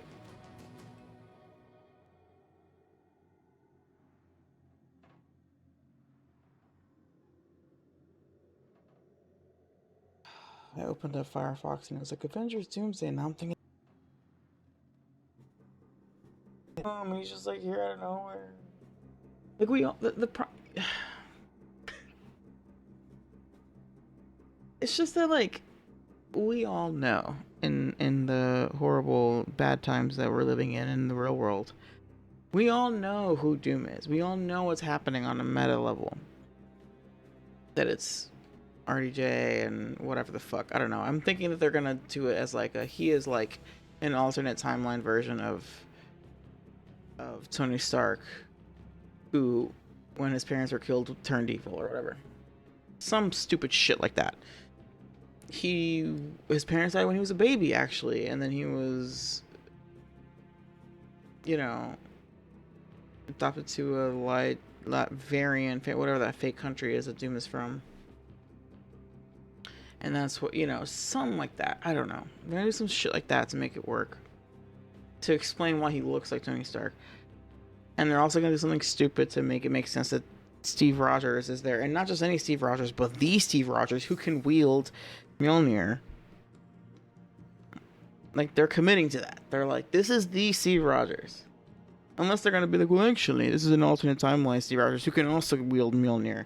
In which case, fuck off. Like, actually fuck all the way off. Sorry. What's up? We're watching Eminem.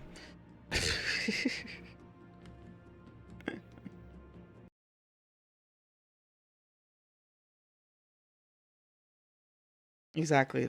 How are they gonna explain it? Like, that trailer, I'm like, okay. I'll take it. Like, again, and that's why I'm like asking questions about what happened at the end of Brand New Day. And like, that's why I have these questions. I'm like, if you explain it, either right now or I'll give you a movie or two, maybe.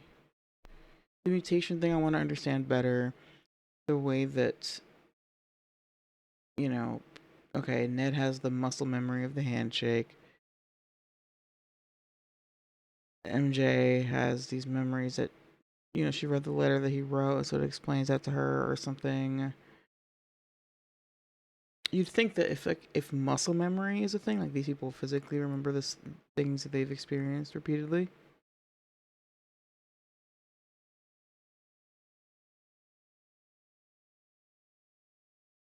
No. Is that weird to say? Is this weird to say?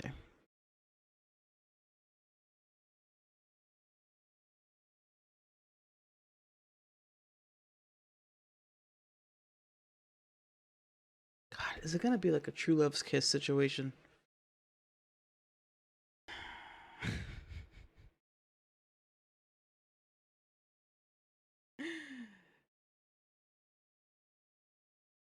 MJ, I figured it out. If we kiss just the one time, then you'll remember. Okay. Well, but she wasn't in her own mind. And they made it a point to specifically have her explain that she was not, she was like, I was me one moment, and then I woke up later, and I have no recollection of anything that happened. And then that's how that helps him come to some, I can't remember, that's his aha moment for something unrelated. But they specifically have her reiterate that she does not remember a single thing. So when they did kiss, she's not gonna, that wouldn't have triggered her psyche. Like, she wasn't in control of her mind at that point. It's like being in a coma or like a, yeah. So if,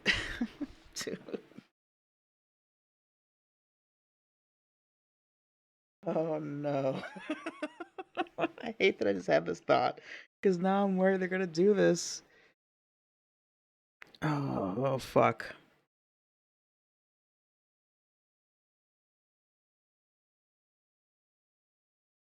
What was that aha moment? He has the aha moment about her. He's like, so wait, you didn't remember anything? He's like, no. I don't remember anything. It's like, I woke up. It was like one moment I was, whatever, in my apartment, or the fuck, and the next moment I was here or something. Whatever it was. Or like falling off the fucking building. That was a cute little nod, though. I did like that. Of him, like, that's like a, It's usually Gwen Stacy, but that's like a recurring trope with Spider-Man, right? Like his girl's falling off the, free falling, and then he has to like rescue her. That was a nice little like. I see what they did there. I trust them not to do that. I don't think they'll do it either. I think that would be a very bad look. I think that would be very icky and very weird, and I don't think they'll do it. I think they're smarter than that. But at this point, it's such a mess that like, who knows? To be honest, who knows? All right, let's hear Eminem rhyme with orange. I haven't heard this in so long.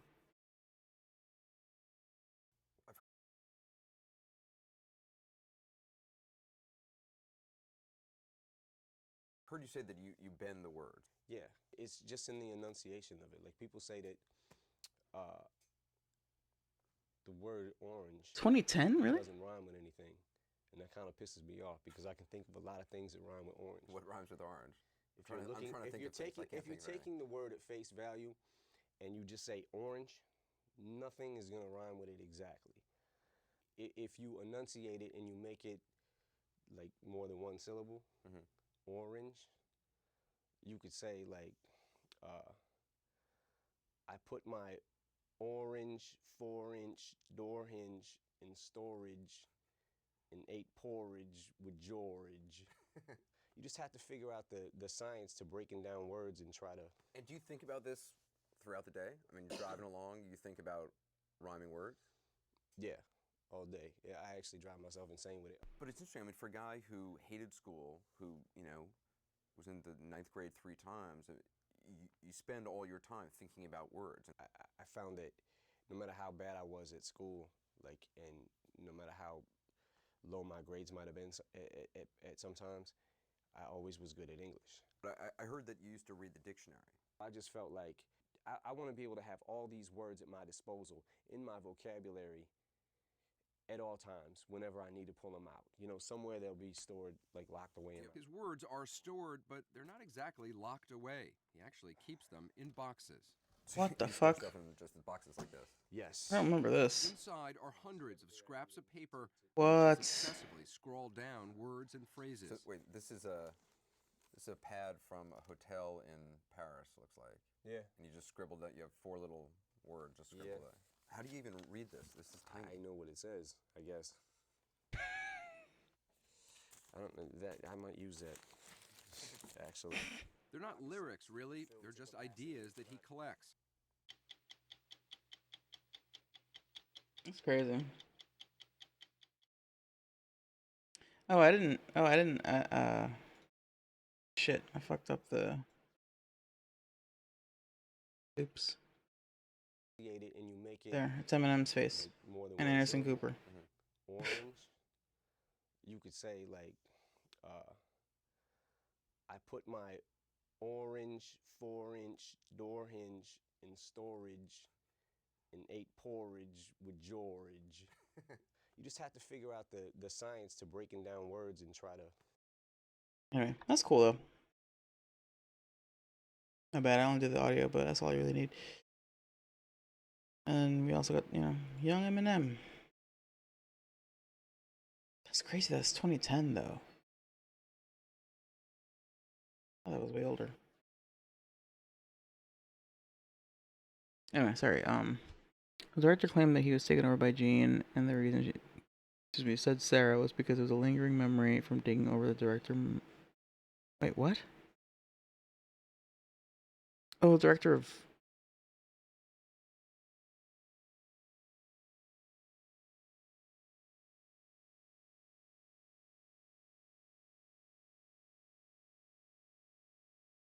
Director claimed.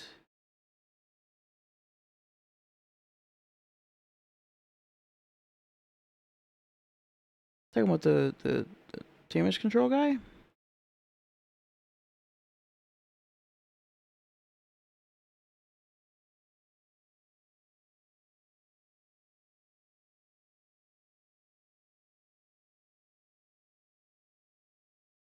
Sorry, for a second I thought you meant director, like the director of the film, so I got confused.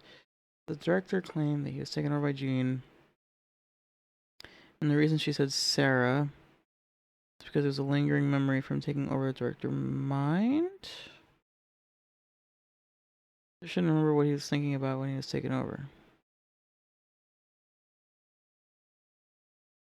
Oh.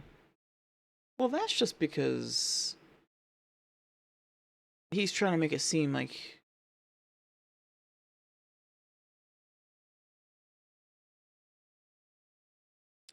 Kennedy was taken over by Jean. And the reason she said Sarah was because it was a lingering memory from taking over the director's mind. But the director shouldn't remember what he was thinking about when he was taken over. Yeah, I mean, at that point, he's just like trying to get Spider-Man to believe him that he didn't kill Sarah.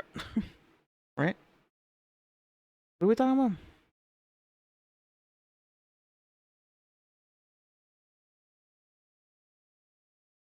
The brother.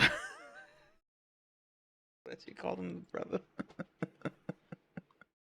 What do you mean Department of Defense? Was he low-key like a Fed? I thought he was just damage control guy. Because damage control is like, they're supposed to be like a company that just like literally cleans up messes after superpowered people cause problems, and then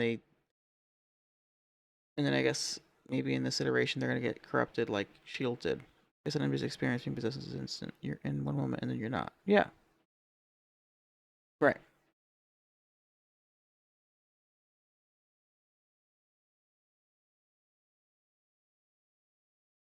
Oh, right. Sorry. Yes, because I was asking like what was the aha moment? The aha moment was him realizing, oh, that guy was bullshitting me because he shouldn't have remembered what happened, but he acted like he did.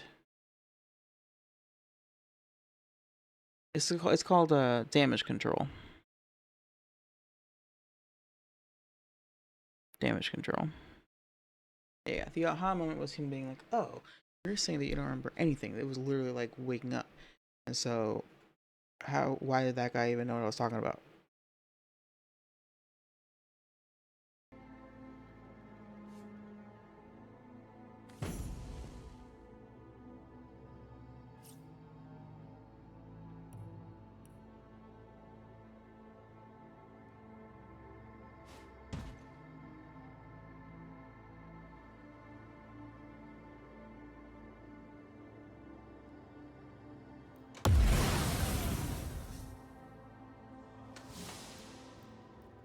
Really, dude?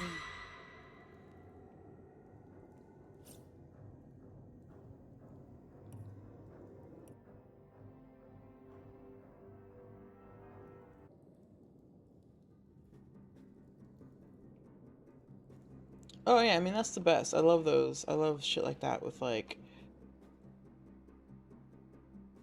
That's why I love the nerdy superheroes. You know, Spider-Man has those moments. Daredevil has those moments. Tony Stark has those moments where he's like, "Aha, I got it." You know, like just having little like moments where like something clicks. One of my favorite parts of Endgame is like Tony Stark, like him and his family living in a fucking cabin in the middle in the woods, and they're just like idyllic family, you know, like living out in the, you know, peacefully. And he's like, you know, the homies come through like, man, we think we have a way to bring people back. We think we have a way to fix this. And he's like, no, I'm not doing that shit. Fuck that. Y'all want to eat? Cool, but get the fuck out of here. But with that, I'm not doing the Avengers bullshit anymore. Like, fine. But then he has a spark. He has an idea. It's like, wait a minute. What if that could work? And then he fucking figures it out. It's so good. I love that. Because he is like fully like, he's like, I'm not doing that shit anymore. I'm lucky that I have what I have and I'm not going to give it up. I'm not going to risk it. So then, but then he can't help but like, he has that spark, that thought in his head, and he's like, he can't ignore it. I love that.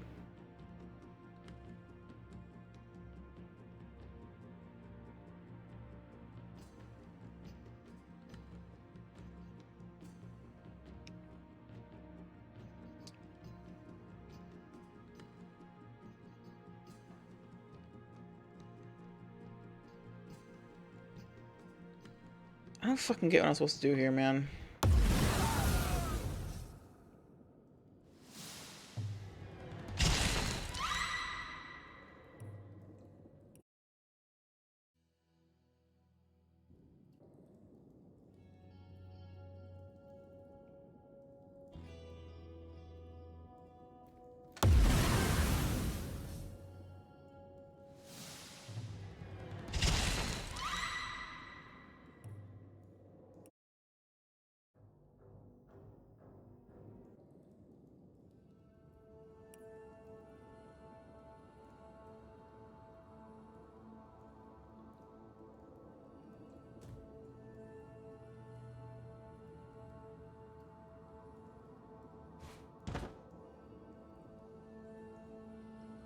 'Cause I can't tell what it is that's being triggered when I... Wait, okay.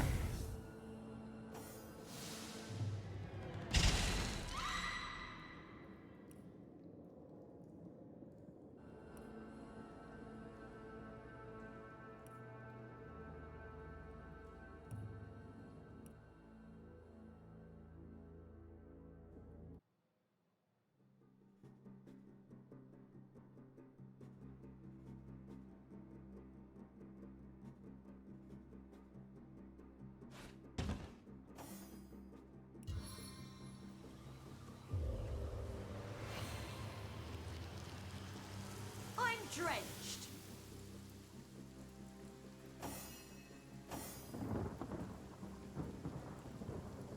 Okay, so they can leave.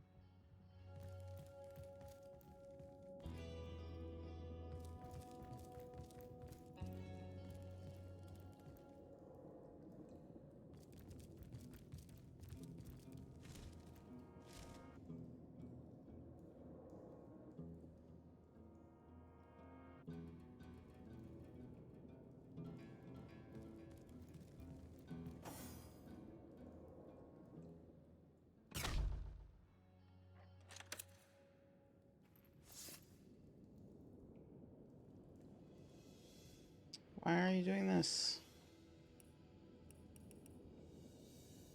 Oh god. I have a tactical view. I don't want to do this. Go.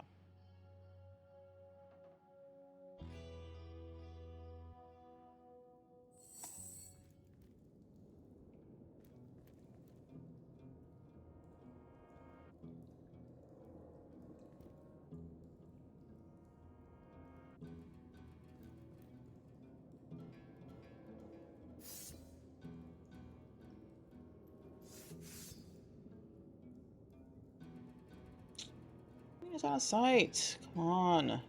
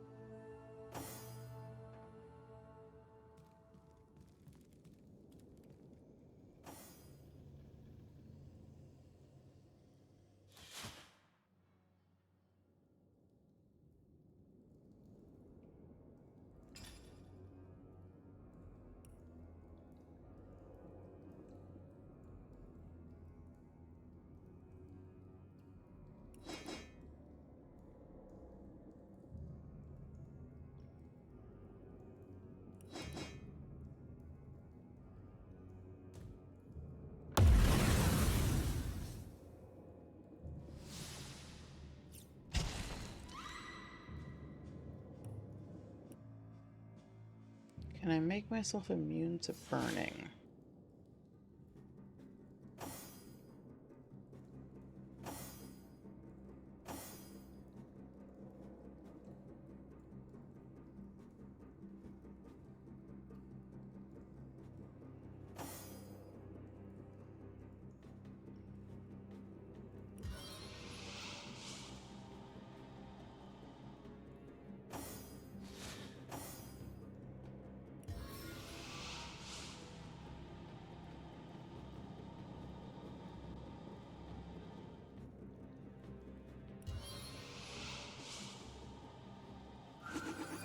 In the name of Sigurd. Nice. It worked. Teleportation. Oh yeah. Take a little damage, but I'll take it. Yay, big brain.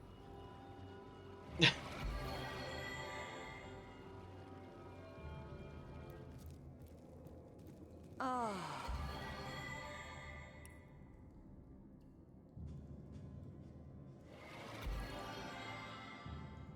It's funny, it still says we were bested. I wonder what the supposed to solve that is.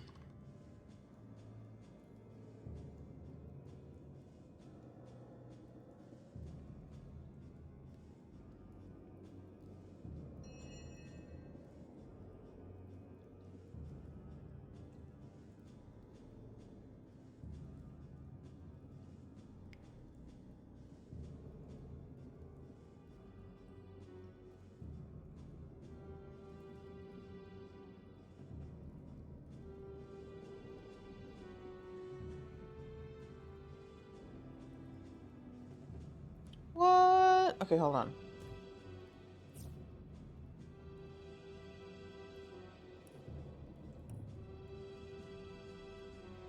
I googled it just because I wanted to see how to like resolve it.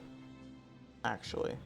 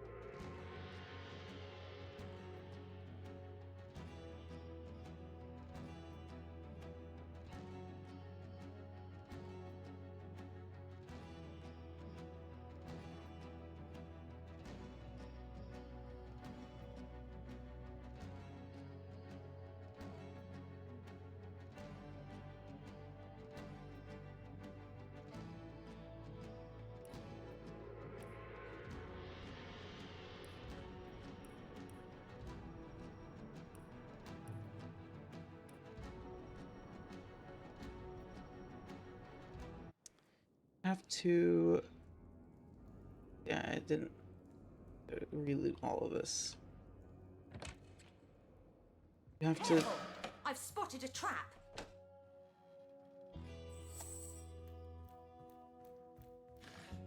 Try and find the button. There's a button.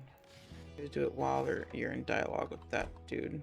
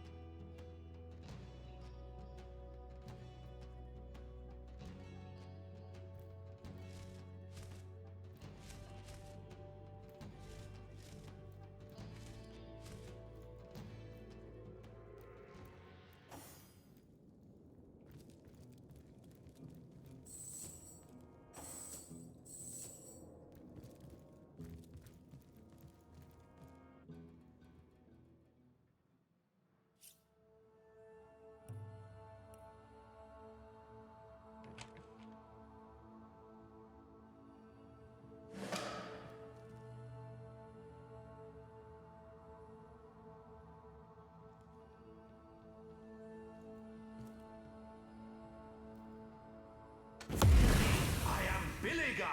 I will give you tons of scars. My tricks are known throughout the land. My rhymes rhyme nicely. Understand?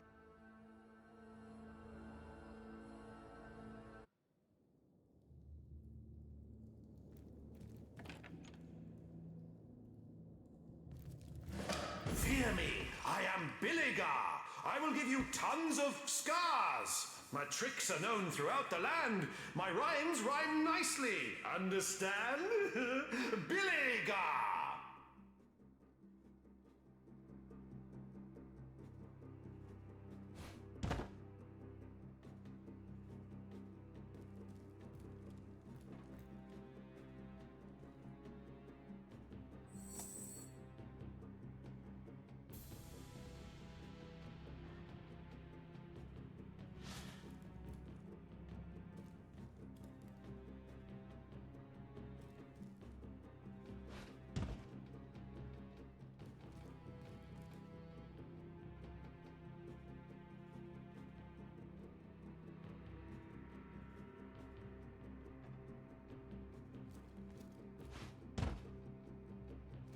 Did that cause a reaction?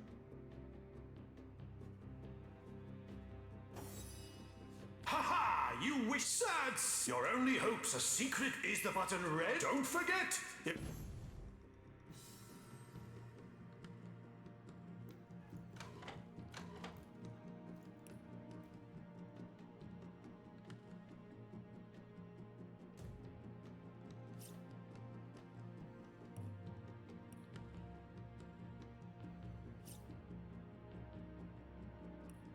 I want to know if I could have done this before.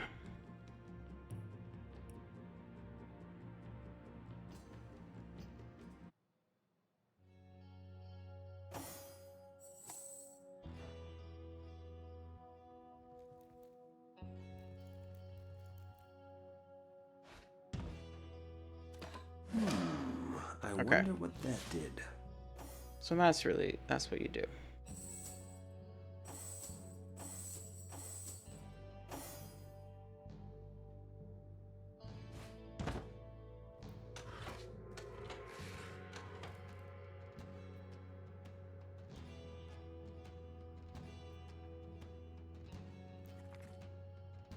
There was a malicious ingredient merchant whose heart was filled with one desire only to make as much money as possible. She has to marry a very wealthy woman named Verdistis. She was considered ugly by many people and suffered countless cruel comments about her large and bloated face. After the marriage, the merchant did strangle her and bury her body in his garden. What the fuck?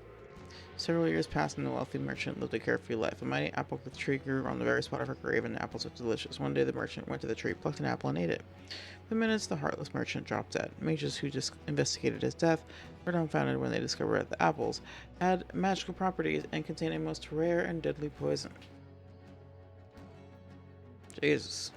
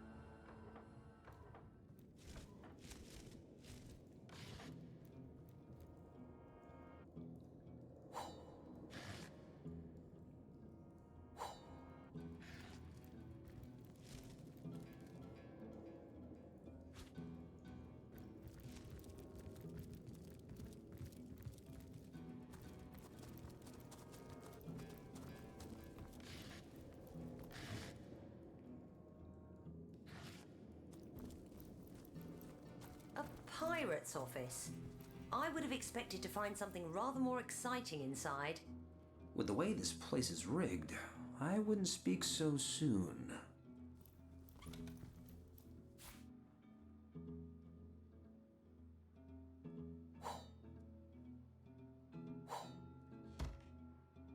Alright, I have to end stream, but let me just read this. Lucky find! Ah, so that's what that did.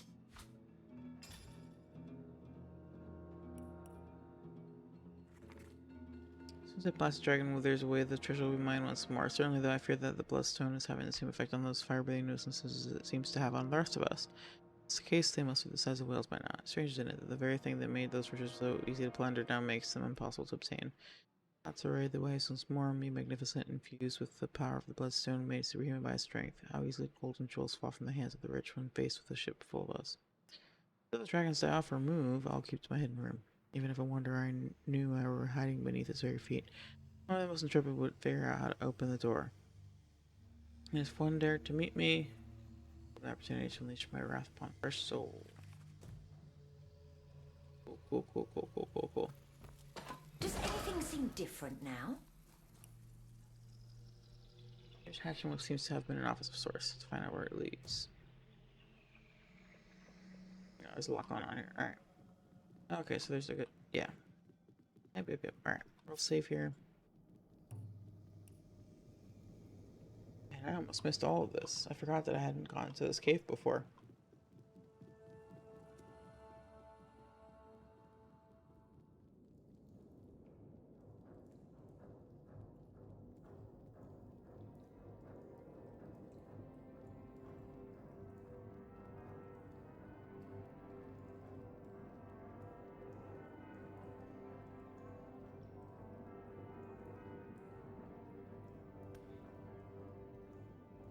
I wish I could stream late enough that I could rate. Okay, so the guy who is playing Ezra Miller in Ahsoka and in the new Star Wars stuff is streaming himself playing Jedi Fallen Order and Jedi Survivor. I don't know if he's gonna play Survivor, but he's playing Jedi Fallen Order on Tuesdays for Taco Tuesdays. What's his name? Iman Isfandi. Iman Isfandi, name of the actor. And I wish I could rate him right now, but he doesn't start streaming for another like 6 hours. And I need to sleep a little bit and eat and then go to work. But you know, I'm going to shout out Iman Isfandi. If you're interested in Star Wars things. I don't know if it'll work because obviously he's not in the chat. Yeah, there he goes. Yeah. Check his shit out. Okay, he's an actor, he's in Star Wars, he was in Ahsoka as Ezra Miller. Bridger. I keep saying Miller. Ezra Bridger. Oh my god, not Ezra Miller. Ezra Bridger. The kid who's in Star Wars. Oh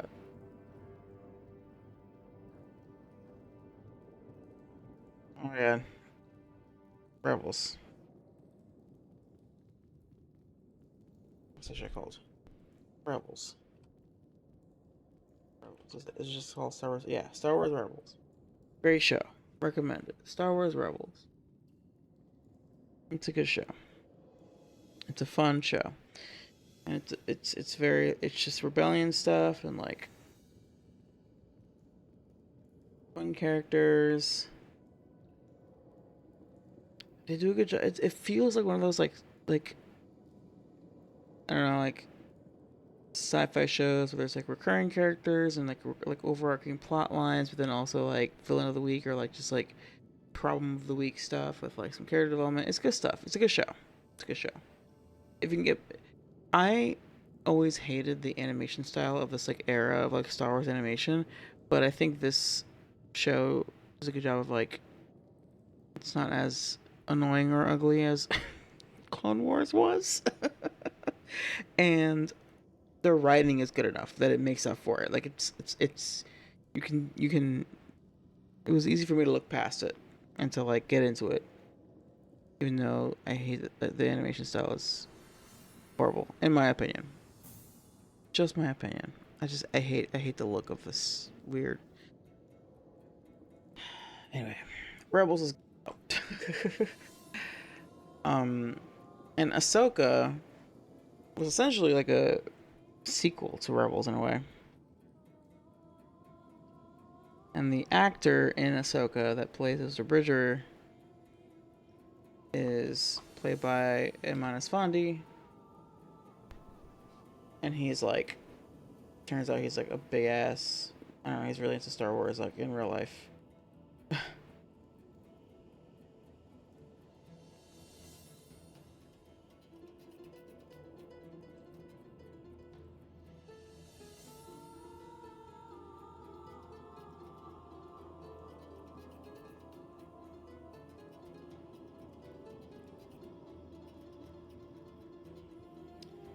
Anyway, the reason I brought this up is because I was looking for somebody to raid out to.